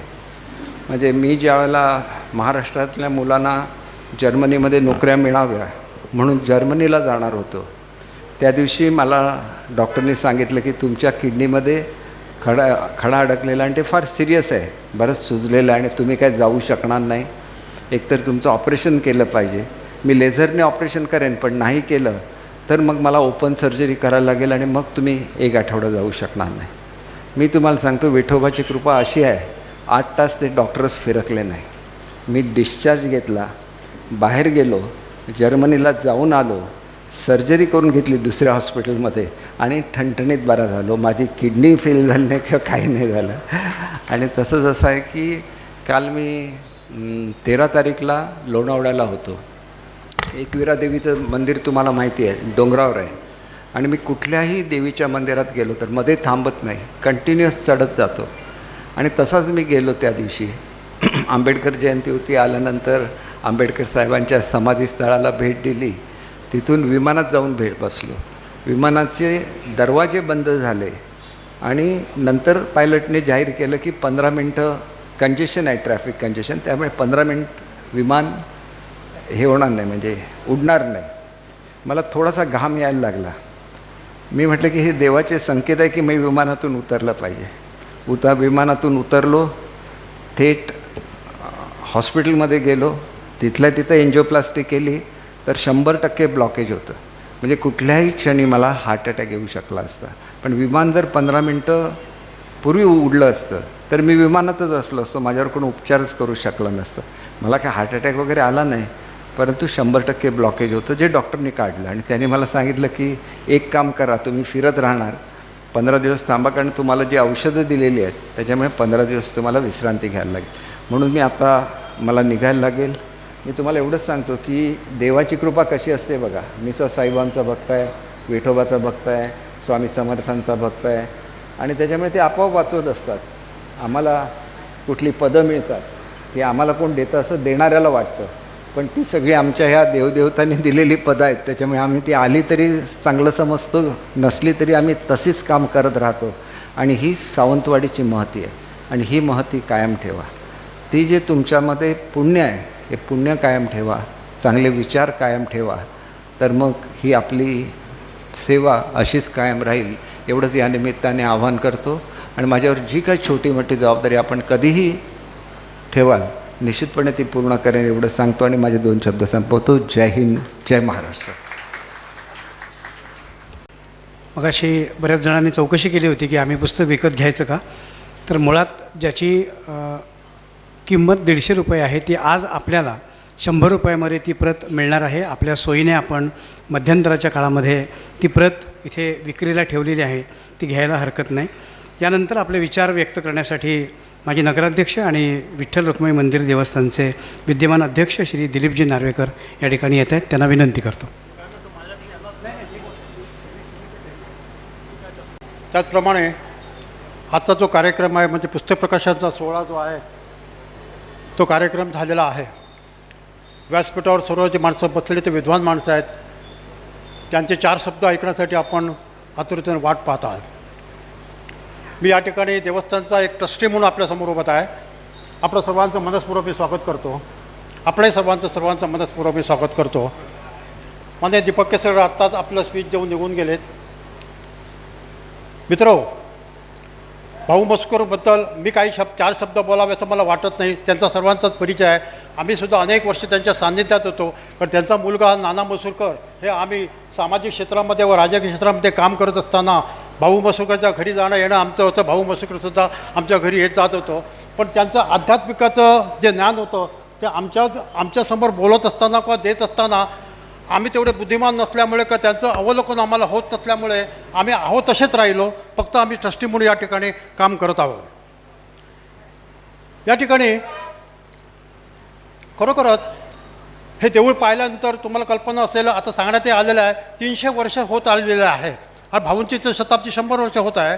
आता 300 वर्षाचे टेम्पल असतानासुद्धा हे तुम्हाला टेम्पल ज्या परिस्थितीमध्ये दिसत आहे याचं मुख्य जर कारण जर कोण असेल तर आम्ही जे ऑब्झर्व केलेलं जे आहे ते भाऊ मसूरकर आणि त्यांची फॅमिली आणि त्यांचा मित्रपरिवार हे सर्व करत असतो. ॲक्च्युली बऱ्याच लोकांना जी कल्पना नाही आहे की हे टेम्पल जे आहे, हे देवस्थान जे आहे ते पश्चिम महाराष्ट्र देवस्थान कमिटीच्या अधिपत्याखाली येतं. या देवस्थानचा आमचा कोणत्याही प्रकारचा संबंध येत नाही, तुमचाही कोणत्या प्रकारचा संबंध येत नाही.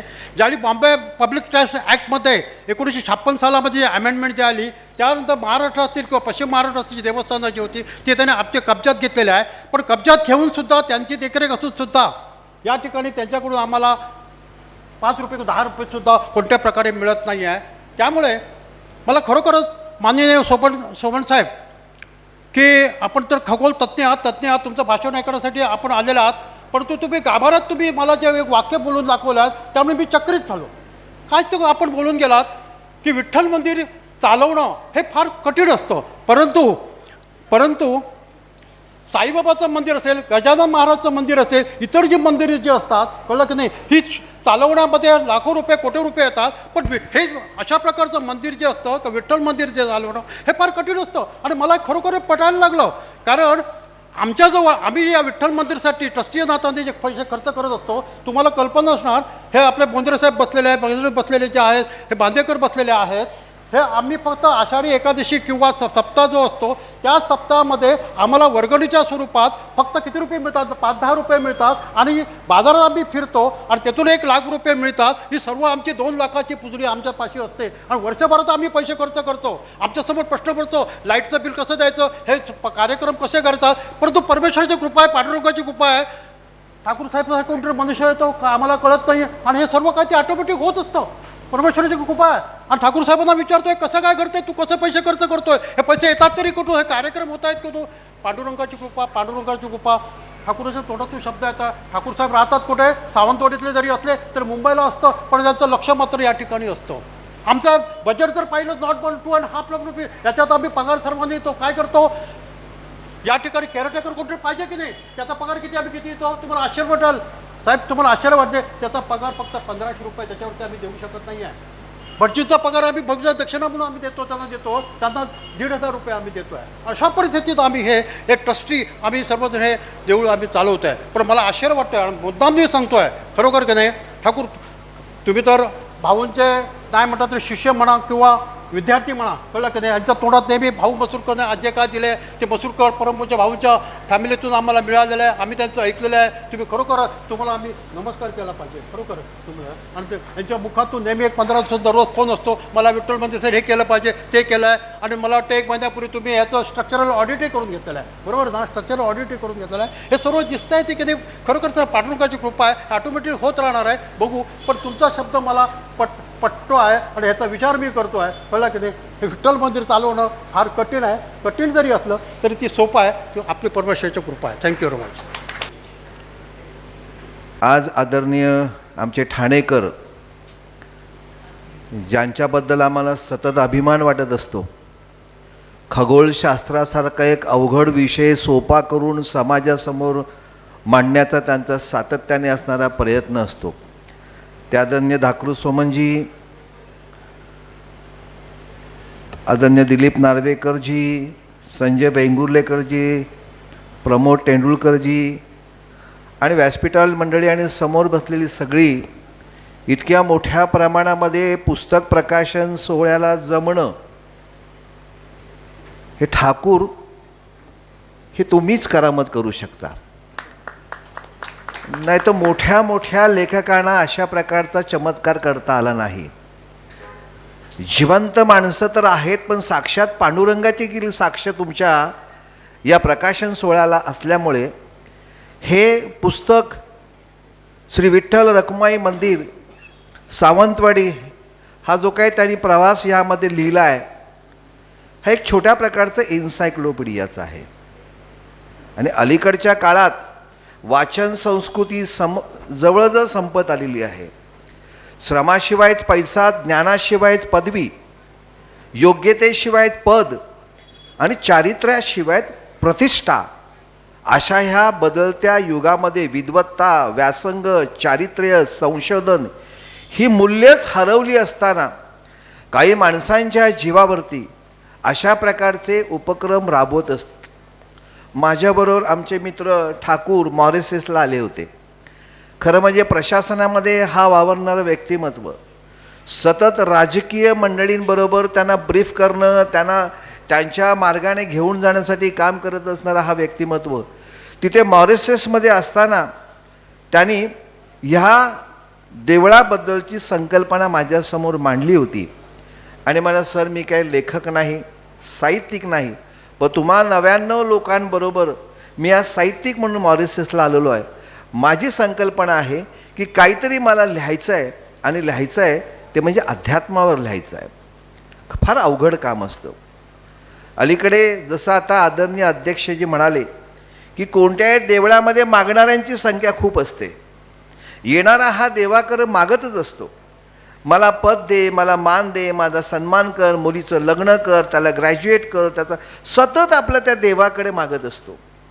पण ह्या देवाकडे मागत असते वेळी ज्या देवाने आपल्याला जन्म दिलेला आहे, जी काही कर्म भगवद्गीतेतल्या सगळेच काही आपल्याला गोष्टी जमणार नाही, पण भक्तियोग तरी आपल्याला व्यवस्थित जमला किंवा कर्मयोग जरी व्यवस्थित जमला तरी मला वाटतं माणूस म्हणून आपण चांगलं घडू शकतो.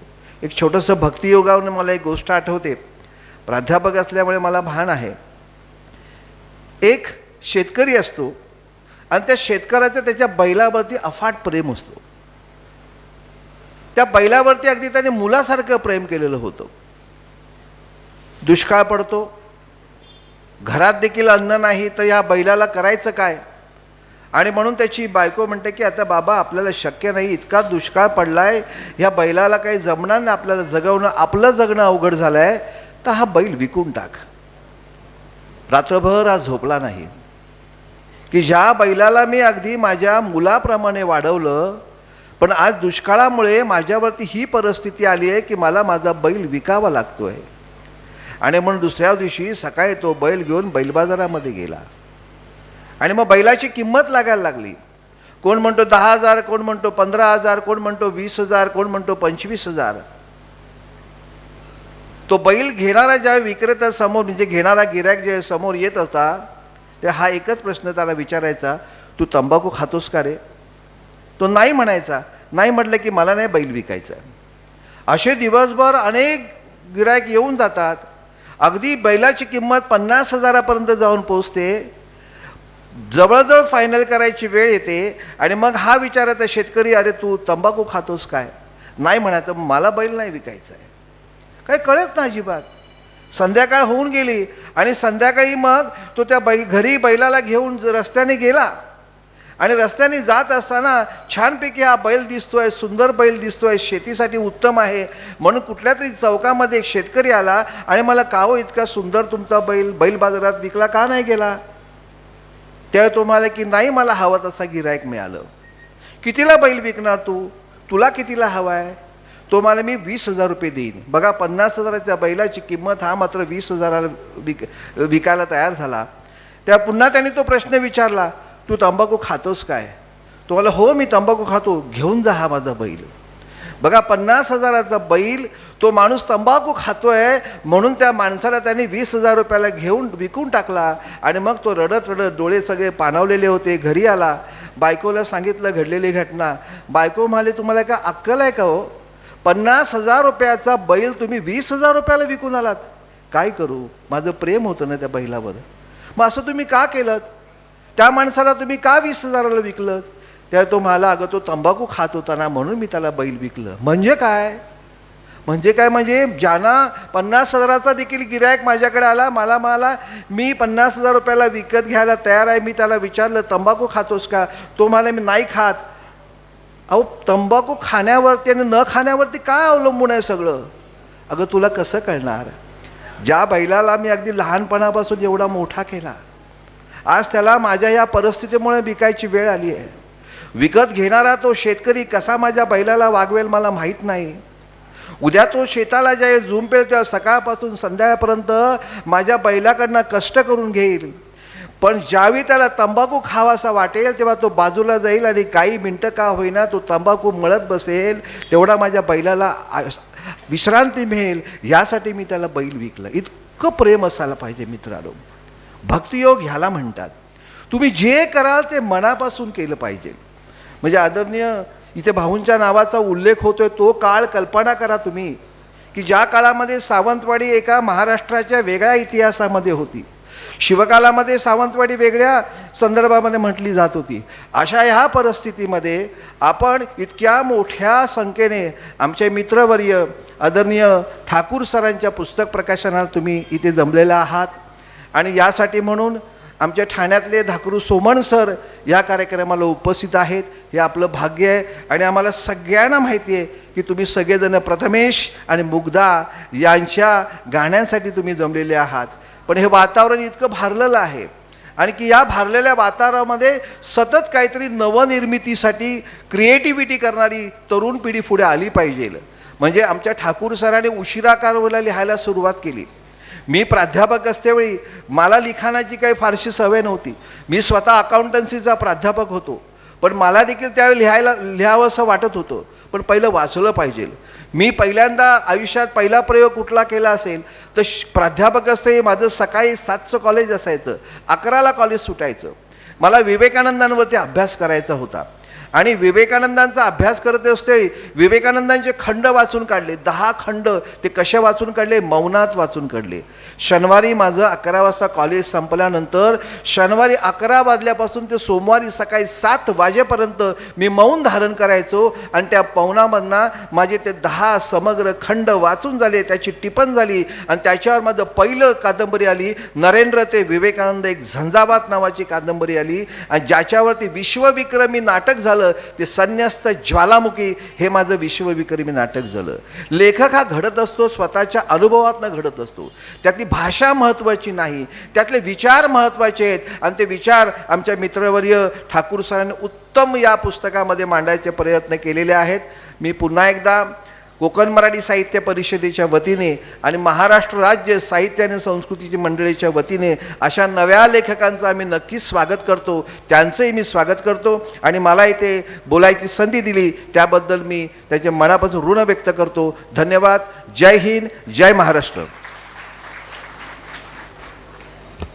हॅलो, धन्यवाद ढवळ साहेब. आमचे आजचे प्रमुख मान्यवर बोलण्यापूर्वी त्यांच्या हस्ते आपण 2 सत्कार करणार आहोत जे अतिशय महत्त्वाचे आहेत आणि अनिवार्य आहेत. त्यापैकी या पुस्तकाच्या निर्मितीमध्ये ज्यांनी धडपड केलेली आहे त्याचप्रमाणे परमपूज्य भाऊ मसुरकर महाराजांचे विशेष ते शिष्य आहेत आणि त्यांचे विचार त्यांनी आपल्या जीवनामध्ये आणलेले आहेत. असे श्री लक्ष्मण उर्फ संजय पांडुरंग ठाकूर यांचा यथोचित या ठिकाणी सत्कार व्हावा अशी मी आयोजकांना विनंती करतो. आणि सोमण साहेबांना विनंती करतो की त्यांनी श्री लक्ष्मण उर्फ संजय ठाकूर यांचा सत्कार या ठिकाणी करावा. संजय ठाकूर हे उद्योग उपसंचालक म्हणून सेवानिवृत्त झालेले आहेत.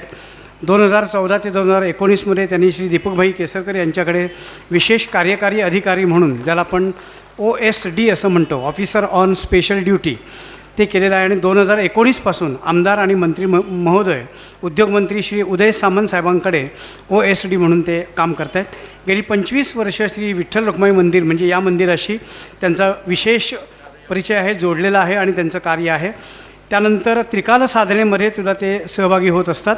आणि परमपूज्य भाऊ मसुरकर यांच्याशी विचाराने जोडले गेलेले असल्यामुळे त्यांचं शिष्यत्व त्यांनी पत्करून या विठ्ठल मंदिरासाठी खूप मोठं योगदान देण्याचा नेहमीच प्रयत्न केलेला आहे. आणि विविध क्षेत्रातील मान्यवरांशी त्यांचा विशेष जिव्हाळा संबंध आहे असे श्री लक्ष्मण उर्फ संजय ठाकूर. आणि यानंतर एक शेवटचा सत्कार या पुस्तकाच्या संबंधित ज्यांनी मेहनत घेतलेली आहे त्या सौ सुनीता दिलीप दीक्षित यांचाही आपण या ठिकाणी सत्कार करतो आहोत आणि सोमन साहेबांच्या हस्ते होणार आहे. मी त्यांचा बायोडाटा वाचत नाही तर त्यांचा एक अनुभव फक्त सांगतो की त्या सावंतवाडीमध्ये पहिल्यांदाच आलेल्या होत्या आणि सहज त्या बाजारामध्ये फिरायला आल्या होत्या. 1991 साल आहे आणि आल्यानंतर त्यांना त्यावेळी इतकी ती म्हणजे प्रगती किंवा ज्याला आपण सावंतवाडीच्या बाजारपेठेचा थोडा साधेपणा असल्यामुळे त्यांना आलेला मार्ग लक्षात येईना, त्यांना घरी जाता येईना आणि या विठ्ठल मंदिराचा कळस त्यांना दिसला आणि 2-2.5 तास त्या देवळामध्ये थांबलेल्या होत्या. दरम्यान दुपारचे 2:45 वाजले होते आणि त्या रडकुंडीला आल्या. पांडुरंगाला त्यांनी असं म्हटलं मनातल्या मनात की तुला 11 प्रदक्षिणा घालते, कोणत्याही परिस्थितीत आमच्या पती परमेश्वरांना इथं घेऊन ये, नाहीतर प्रदक्षिणा घालता घालता माझा जीवसुद्धा मी इथं द्यायला तयार आहे. 9 प्रदक्षिणा झाल्यानंतर त्यांना भीती वाटली. 10वी प्रदक्षिणा झाली आणि आता आपला जीव इथेच द्यावा लागणार असं वाटलं. 11वी प्रदक्षिणा अर्धी झाली आणि त्यांचे पती परमेश्वर इथं पायरीवर त्यांना उभे दिसले. त्या दिवसापासून सौ सुनीताताईंचे आणि विठ्ठलाचे नाते घट्ट झाले ते आजपर्यंत आणि इथून पुढे तसेच घट्ट राहणार आहे. सावंतवाडीतील भक्तजन त्यांना विठ्ठल भक्त दीक्षित म्हणून ओळखतात. जोरदार टाळ्या दीक्षित ताईंसाठी. खूप खूप धन्यवाद सत्कार स्वीकारल्याबद्दल. आणि सोमन साहेबांना विनंती करतो की आपले विचार ऐकण्यासाठी सगळे उत्सुक आहेत, आपण मनोगत व्यक्त करावं. ह्या मंदिराला 300 वर्ष झाली आणि अध्यक्ष महाराज तुम्हाला सांगतो काहीही कमी पडणार नाही, कारण वारकरी संप्रदायाची जगाला दिलेली मोठी देणगी आहे. तुम्हाला शुभेच्छा आहेत 300 वर्षाच्या या प्रसंगी आणि नक्कीच शक्ती वाढेल आणि बरंच मोठं कार्य कराल तुमच्या हातून. ही 300वी 400वी जयंती ज्यावेळी होईल मंदिराची, असेच आपण सर्वजण जमू त्यावेळी 100 वर्षांनी, असे मी शुभेच्छा देतो. आणि इथे सर्व पुरुष वर्ग आहे तो विठ्ठल आहे, कारण चैतन्य म्हणजे ईश्वर आणि या चैतन्य चराचरामध्ये प्रत्येक पुरुष वर्गाला सांगतो तुमच्यामध्ये विठ्ठल आहे. म्हणून बघा वाळवंटी एकमेकाला नमस्कार करतात, कारण तुझ्यात पण चैतन्य आहे, माझ्यात पण चैतन्य आहे, तू पण ईश्वर आहेस, मी पण ईश्वर आहे, समानता. आणि इथे ज्या महिला भगिनी वर्ग बसलाय ह्या सर्व रखुमाई आहेत. आता पाहुणा आलेलो आहे, पाहुणा आला की सल्ला देण्याची एक संधी असते, तो सल्ला देतो. विठ्ठलाने आपापल्या रखमाईची काळजी घ्या असं मी पुंडलिक होऊन तुम्हाला सांगतो आहे. आणि इथे जे रखमाई आहेत त्यांनी विठ्ठलाची काळजी घ्या, विठ्ठलाने रखमाईची काळजी घ्या आणि सुखाचा संसार होऊ दे अशी शुभेच्छा व्यक्त करतो. ह्या पुस्तक प्रकाशन झालं असं मी मगात जाहीर केलेलं आहे, त्याबद्दल पुस्तकाचं लेखिकेंचं मी शाल देऊन सत्कार केला. लेखक या ठाकूर साहेब, खरोखर हा ग्रस्त काल रात्रीपासून ही तयारी मला वाटतं गेले या पुढे किती महिने तयारी करतायत, किती महिने. प्रेमाची शाल त्यांना देऊन असंच कार्य तुमच्या हातून घडो. तुमच्या कुटुंबाची तुम्हाला साथ आहे, आमची सर्वांची साथ आहे, म्हणूनच तुम्ही कार्य करू शकता. तेव्हा तुमचे अभिनंदन.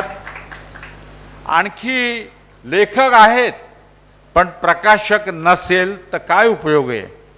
तेव्हा प्रकाशक हा लेखकासारखाच महत्त्वाचा आहे. वेंगुर्लेकर साहेब या इथे, आणि तुमच्या हातून अशीच उत्तमोत्तम ग्रंथ प्रकाशित होत अशी शक्ती तुम्हाला विठ्ठल रखमाई देव अशी मी इच्छा प्रदर्शित करतो. असंच कार्य होऊ दे. सुंदर पुस्तक आहे. मी प्रकाशनाला मुंबईतून ठाण्याहून इथे आलो, पण येण्यापूर्वी माझं नेहमी विनंती असते प्रकाशकांना, लेखकांना की मला अगोदर पुस्तक वाचायला पाहिजे. आता तर त्यांनी ते पुस्तक अगोदर प्रकाशित झालं. बरेच वेळा प्रकाशक जसा टेलर असतात ना, शर्ट तयार आहे पण त्याला बटणं लावायची बाकी आहेत, तसं कव्हर बाकी आहे असं सांगत असतात अनेक वेळा. पण मला प्रकाशकांचं आणि लेखकांचं कौतुक, जवळजवळ मला वाटतं 1 महिना 15 दिवस अगोदर हे पुस्तक तयार झालेलं आहे, ग्रंथ तयार झालेला आहे. आणि आता तुम्हाला सर्वांना विनंती करतो पाहुणा या नात्यानं की या पुस्तकाच्या 3 प्रती घ्या विकत. 3 प्रती आज कन्सेशन आहे मला वाटतं. 3 प्रती घ्या. एक तुमच्यासाठी घ्या, नक्कीच आयुष्य बदलेल.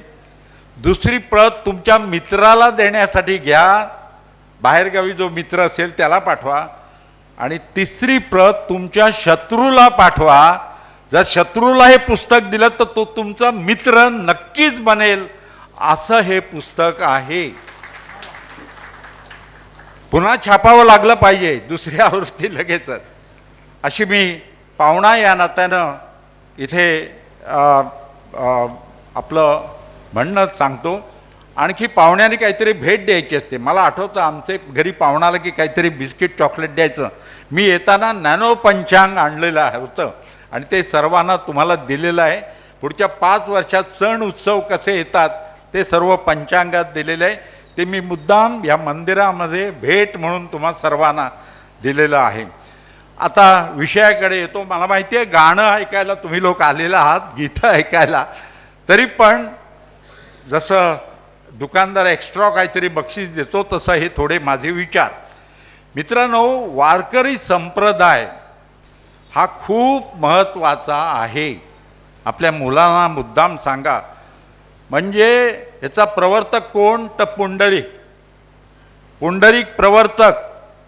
म्हणजे 6व्या शतकामध्ये पुंडरीक होऊन गेला. लक्षात घ्या किती काळ महत्त्वाचा आहे. आणि पद्मपुराणात, स्कंदपुराणात पुंडरीकाची कथा आहे. म्हणजे इतका जुना इतिहास आहे. आणि नंतर मधल्या काळामध्ये विशेषतः 3रं 4थ्या 5व्या शतकापासून 10व्या शतकापर्यंत आळवार हे संत होऊन गेले दक्षिण भारतामध्ये. हे बऱ्याच लोकांना माहीत नसेल. 12 संत हे वैष्णव होते आणि 63 संत हे शैव होते. आळवार संत म्हणतात. त्यांची भरपूर भक्तिगीतं प्रसिद्ध आहेत दक्षिण भारतात, तामिळनाडूमध्ये. आपल्याला माहिती नाही परंतु हे लक्षात घेऊन. आणि त्यांनी हा भक्ती मार्ग 4थ्या 5व्या शतकापासून 10व्या शतकापर्यंत चालू ठेवला.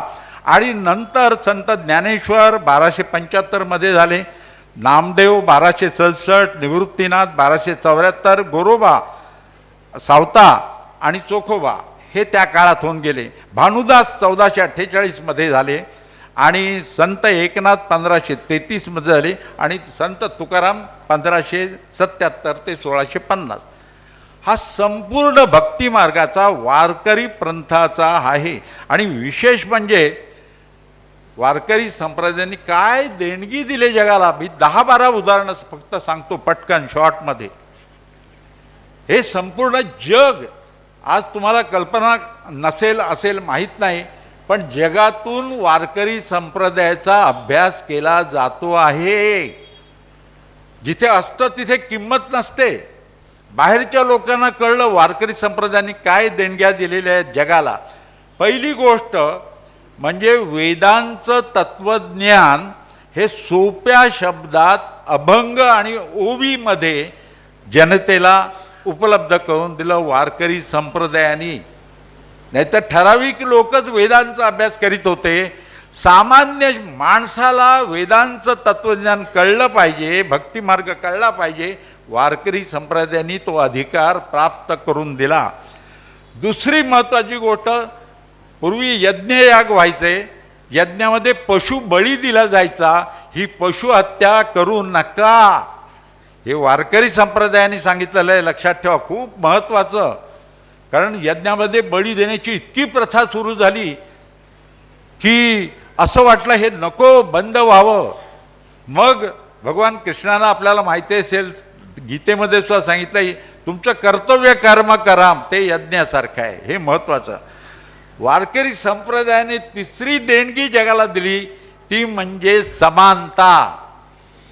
ईश्वर तुझ्यात पण आहे, ईश्वर माझ्यात पण आहे. म्हणून बघा, दोघेही एकमेकाला नमस्कार करतात.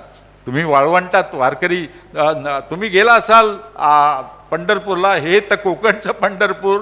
जेव्हा वारीला जातात तो एकमेकाला नमस्कार करतात. अद्वैत तत्वज्ञान, समानता, जाती धर्म कसलाही भेद ना, शैव वैष्णव नाही भेद, हे वारकरी संप्रदायाने सांगितलं. मित्रांनो, जगामध्ये आक्रमण झालेला कुठला देश असेल तर भारत देश आहे, लक्षात ठेवा. आणि आक्रमण का झाली तर आपसात भांडत राहिले संप्रदाय, जातीभेद संपूर्ण, हे संपूर्ण दूर करण्याचं काम वारकरी संप्रदायाने केलेलं आहे. सर्व समान आहेत, हे विशेष. आणखी महत्त्वाची गोष्ट कदाचित इथे तरुण वर्ग आहे त्यांना माहीत नसेल. 4 पुरुषार्थ सांगितलेले आहेत. 4 पुरुषार्थ. पहिला म्हणजे धर्म, अर्थ, काम आणि मोक्ष. मोक्ष पाहिजे कशाला? संसारातून मुक्ती मिळण्यासाठी. वारकरी संप्रदायानं सांगितलं मोक्ष नको, मोक्षासाठी करायचं नाही, सुटका करून घ्यायची नाही, तर भक्ती करायची. भक्ती हा शेवटचं ध्येय आहे, हे वारकरी संप्रदायानं सांगितलं. भक्तीमध्ये किती सामर्थ्य आहे हो, जबरदस्त सामर्थ्य. म्हणजे पाण्यामध्ये भक्ती मिसळा तीर्थ बनतं, अन्नामध्ये भक्ती मिसळली तर प्रसाद बनतो, गीतामध्ये भक्ती, गाण्यामध्ये भक्ती मिसळली की अभंग बनतो त्याची, घरामध्ये भक्ती असेल तर बघा घराचं मंदिर बनतं. भक्ती पाहिजे. कामात भक्ती ठेवली तर काम वाटत नाही, तर सेवा होते. यात्रेमध्ये भक्ती असेल तर तीर्थयात्रा होते. भक्तीनं प्रत्येकानं वर्तन करायला पाहिजे. आणि भक्ती हेच उद्दिष्ट, हेच ध्येय. मोक्ष नको, भक्ती पाहिजे. ही देणगी वारकरी संप्रदायानं दिलेली आहे. आणखी महत्वाची गोष्ट, कर्मकांड करू नका. अरे काय राजा, हे कठीण आहे. काही लोक कर्मकांड केलं तरच भगवान प्रसन्न होतो, ईश्वर प्रसन्न होतो. वारकरी संप्रदायाने सांगितलं कर्मकांड करू नका, केवळ नामजप करा, राम कृष्ण हरी, बस. केवढं मोठं तत्वज्ञान या नामजपात आहे. तुम्ही पूजा अर्चा कर्मकांड वेगळं काय करू नका. नामजप केला तरी तुम्ही भक्ती मार्गात आहात, तुमचं ध्येय साध्य होतं. मुक्तीपेक्षा भक्ती श्रेष्ठ हे सांगितलं. आणि महत्वाची गोष्ट म्हणजे प्रपंच नेटका करा. तुम्ही संन्यास घेऊ नका. तुम्ही तुमचा व्यवसाय जो आहे तो सोडू नका. म्हणजे बघा, दळण दळताना सुद्धा मला मदत करते रुक्मिणी, पांडुरंग मदत करतोय, पीठ येत आहे, काम वाटत नाही. जेव्हा गोरा महाराज मडकी भाजायचे त्यावेळी शेती करणारे प्रत्येक क्षेत्रामध्ये बघा जे भक्त झालेले आहेत, जे ह्या वारकरी पथातले संत आहेत, त्या प्रत्येकाने आपलं कार्य केलं. कार्य सोडून तुम्ही भक्ती करू नका. हा मोठा संदेश जो आज आवश्यक आहे. तुम्ही नोकरी करा, व्यवसाय करा आणि भक्ती करा, हा संदेश त्यांनी दिलेला आहे. आणखी एक मित्रांनो महत्त्वाची गोष्ट, भांडण, द्वेष, मत्सर, सूड घेणं, ह्या सर्व गोष्टी टाळून आदर, प्रेम, मदत हे करा. हे वारकरी संप्रदायाने सांगितलं जगाला. आणखी म्हणजे व्यसनापासून दूर राहा. मी मफतलाल गिरडीमध्ये काम करत होतो, मला आठवतं. व्यसनी माणसाला माळ घातली ना की तो इतका बदलतो, व्यसनापासून दूर जातो. सांगून नाही समजत, पण ती माळीला हात लावला की बस, विठ्ठल रामकृष्ण हरी, व्यसनापासून दूर राहायचं. हे वारकरी संप्रदायाने अनेकांना व्यसनापासून दूर केलेलं आहे, हे महत्त्वाचं आहे. नंतर सर्व सामान्यासाठी भक्ती मार्ग हा खुला केला. क्लिष्ट होता, मंत्रतंत्रात अवडंबरात तो लुडबुडलेला होता, त्याला मुक्त केलेलं आहे. आणखी महत्त्वाची गोष्ट, माणसाच्या अंगचे गुणसंपदा हे जोपासा, हे सांगितलं आहे. नीती चारित्र्य यांचा आग्रह वारकरी संप्रदायाने केला आहे. ज्ञान, कर्म आणि भक्ती याचा आग्रह केलेला आहे. भागवत धर्म म्हणजे वारकरी धर्म, मानवतेचा धर्म. आपल्याकडे हेच सांगितलेलं आहे, माणसानं माणसाची माणसासारखं वागावं. जगातल्या कुठल्याही संस्कृतीमध्ये हे सांगितलेलं नाही.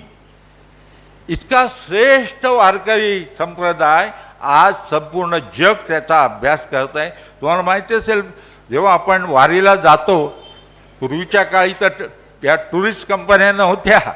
आता ह्या टुरिस्ट कंपन्या झाल्या. काय घ्यायचं? पीठ घ्यायचं, पाणी तिथलंच घ्यायचं, तीळ दगड मांडायचे, तिखट घ्यायचं, आणि सासू सासरे वाट बघतात कधी आषाढी एकादशी आहे, पंढरपूरला जायचं आहे. दुःख चिंता विसरून वारीला चालले. आणि सून आणि मुलगा वाट बघतात, त्यांना मोकळेपणा मिळतो. सासू सासरे गेले पंढरपूरला. बरं, चालत जायचं, पैसे नकोत. आणि महत्त्वाची गोष्ट, भक्ती हे श्रेष्ठ. आणि तुम्ही बघितलं असेल, कळसाचं दर्शन म्हणजेच पंढरपूरच्या विठ्ठलाचं दर्शन. जेवढं मूर्तीला महत्त्व आहे तितकंच महत्त्व कळस आहे मंदिरावरचा त्याला आहे. वारीला जाण्याची भक्ती हेच साध्य, हेच ध्येय. तुमच्यापैकी किती लोक वारीला गेले? जरा हात वर करा, मला पटू दे. वारीला गेलेला आहात आषाढी एकादशीला एक दिवस तरी. अरे मी सांगतो, एकदा तरी जा. मी जाऊन आलो आहे. एक दिवस तरी वारीमध्ये जाऊन बघा. काय सांगू, साधेपण आपले सगळे जे गर्व, मत्सर, द्वेष हे सगळे षड्रिपूत गळून पडतात. नतमस्तक होतो आपण. आणि पंढरपूरला गेल्यानंतर विठ्ठलाचं मूर्तीचं नाही, कळसाचं दर्शन हे आताच्या तरुण वर्गाला पटायला लागलेलं आहे. म्हणून तरुण वर्ग वारीला जात असतो. आणि आपला हा तर कोकणचं पंढरपूर इथे येत असतात. क्षुद्र देवतांची भीती वाटायची, भीती घातली जायची. निर्भयता. तुम्ही बघा, आपल्याला लुटलं जातं. म्हणजे माफ करा, इथे कोण डॉक्टर असतील, वकील असतील, पण हे जे व्यवसाय करणार आहेत ना, एक्सरे काढला डॉक्टरनी असा बघतो आणि घाबरवतो पहिलं, म्हणजे मग पैसे देतो पेशंट. काय वकील, सगळे व्यवसाय. अगदी मंदिरांमध्ये गेला तरी उत्तरेकडे मंदिरांमध्ये जा, लुटलं जातं काही वेळा. अशा वेळी निर्भयता पाहिजे. आणि ती निर्भयता होतो. मित्रांनो, शेवटचं आणि महत्त्वाचं वारकरी पंथाने दिलेली देणगी ती म्हणजे वात्सल्य. तू माझी आई आहेस, मी तुझं मूल आहे. म्हणजे भक्त आणि ईश्वर यांचं नातं, हे नातं कसं आहे? मूल आणि आईसारखं नातं आहे. आणि ते नातं हे प्रत्येकाला हृदयाचा स्पर्श करणार असतं. आणि त्या दृष्टीनं आहे. मला माहिती आहे वेळ कमी आहे, पण तुम्हा सर्व भाविकांना, सावंतवाडीकरांना माझा नमस्कार. इथे आल्यानंतर खरोखर हे दर्शन घेतल्यानंतर मला आनंद झाला. तुम्हालाही नक्की सावंतीकरांना हे एक वैभव आहे विठ्ठल मंदिर. आणि मंदिराचे जे अध्यक्ष आहेत, कमिटीचे, त्यांना सांगतो, हे मंदिर अतिशय उत्कृष्टपणे चाललेलं आहे. आज मला दर्शन झालं विठ्ठल रुक्मिणीचं दागिने घालताना. मी तिथं होतो, बघितलं. खरं सांगू का, हेच आपलं वैभव.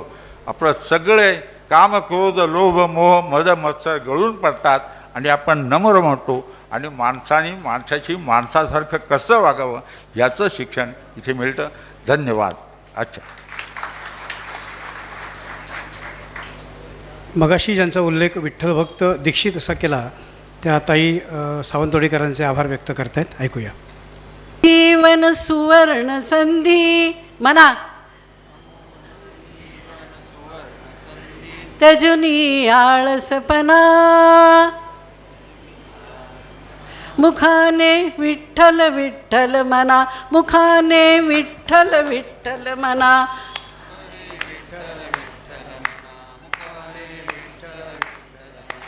अमोल जीवन सुवर्ण संधी, त्यजुनी आळसपणा,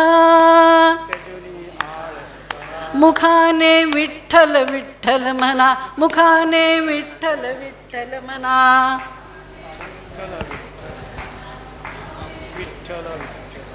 भाऊंच्या स्मरणार्थ मी एकच कडवास आपल्या सगळ्यांसमोर म्हणलेलं आहे. वेळेचं बंधन आहे. सगळ्या सावंतवाडीकरांचे मी अनंत आभार मानते, कारण तुमच्या सगळ्यांच्या प्रेमापोटी, सावंतवाडीतील पांडुरंगाच्या प्रेमापोटी आज मला इथे मानाने सन्मानाने बोलवण्यात आलं आहे. आणि मी जे पुस्तक लिहिलेलं आहे त्याच्या प्रकाशनासाठी खूप कष्ट घेणारे स्वामी भाऊ मसूरकरांचे आवडते भक्त ठाकूर साहेब यांना मी बोलवते आणि माझ्यातर्फे मी त्यांना श्रीफळ आणि शाल देऊन त्यांचा सन्मान करते.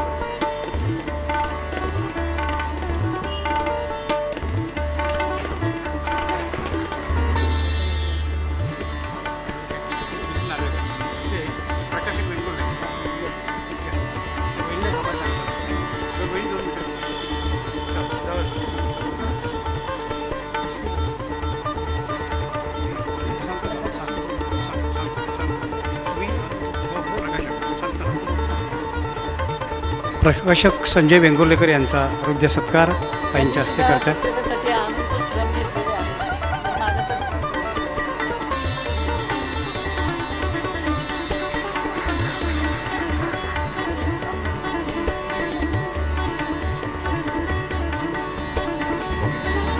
आणि एवढे बोलून मी माझे 2 शब्द संपवतो. धन्यवाद. दीक्षिताई धन्यवाद. या ठिकाणी शिवसेना तालुका वेंगुर्ला प्रमुख श्री नितीन मांजरेकर इथं आलेले आहेत. त्यांना इथे येण्याची विनंती करतो आणि त्यांनी श्री लक्ष्मण ठाकूर आणि सौरूपा मॅडम यांना या ठिकाणी सन्मानित करावं.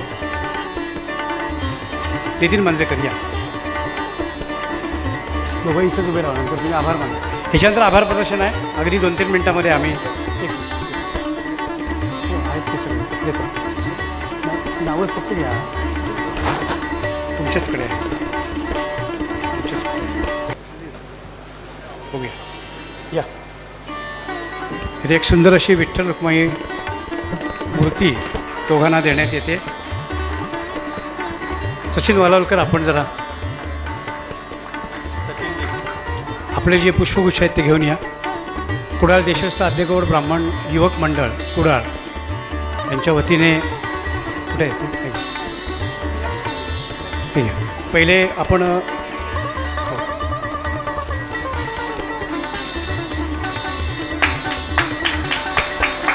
लक्ष्मण उर्फ संजय ठाकूर,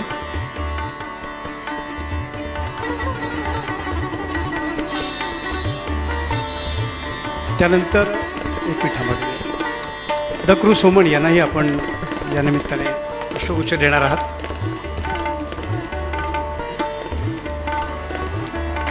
त्यानंतर सचिन वालावलकर यांना पुष्पगुच्छ देण्याची विनंती श्री अनिल सामंत यांना आहे. श्री अनिल सामंत नाही आहे. योगेशही गेले, सांगून गेले दोघे. ओके तुम्ही द्या, तुम्ही घ्या. सचिन वालावलकर.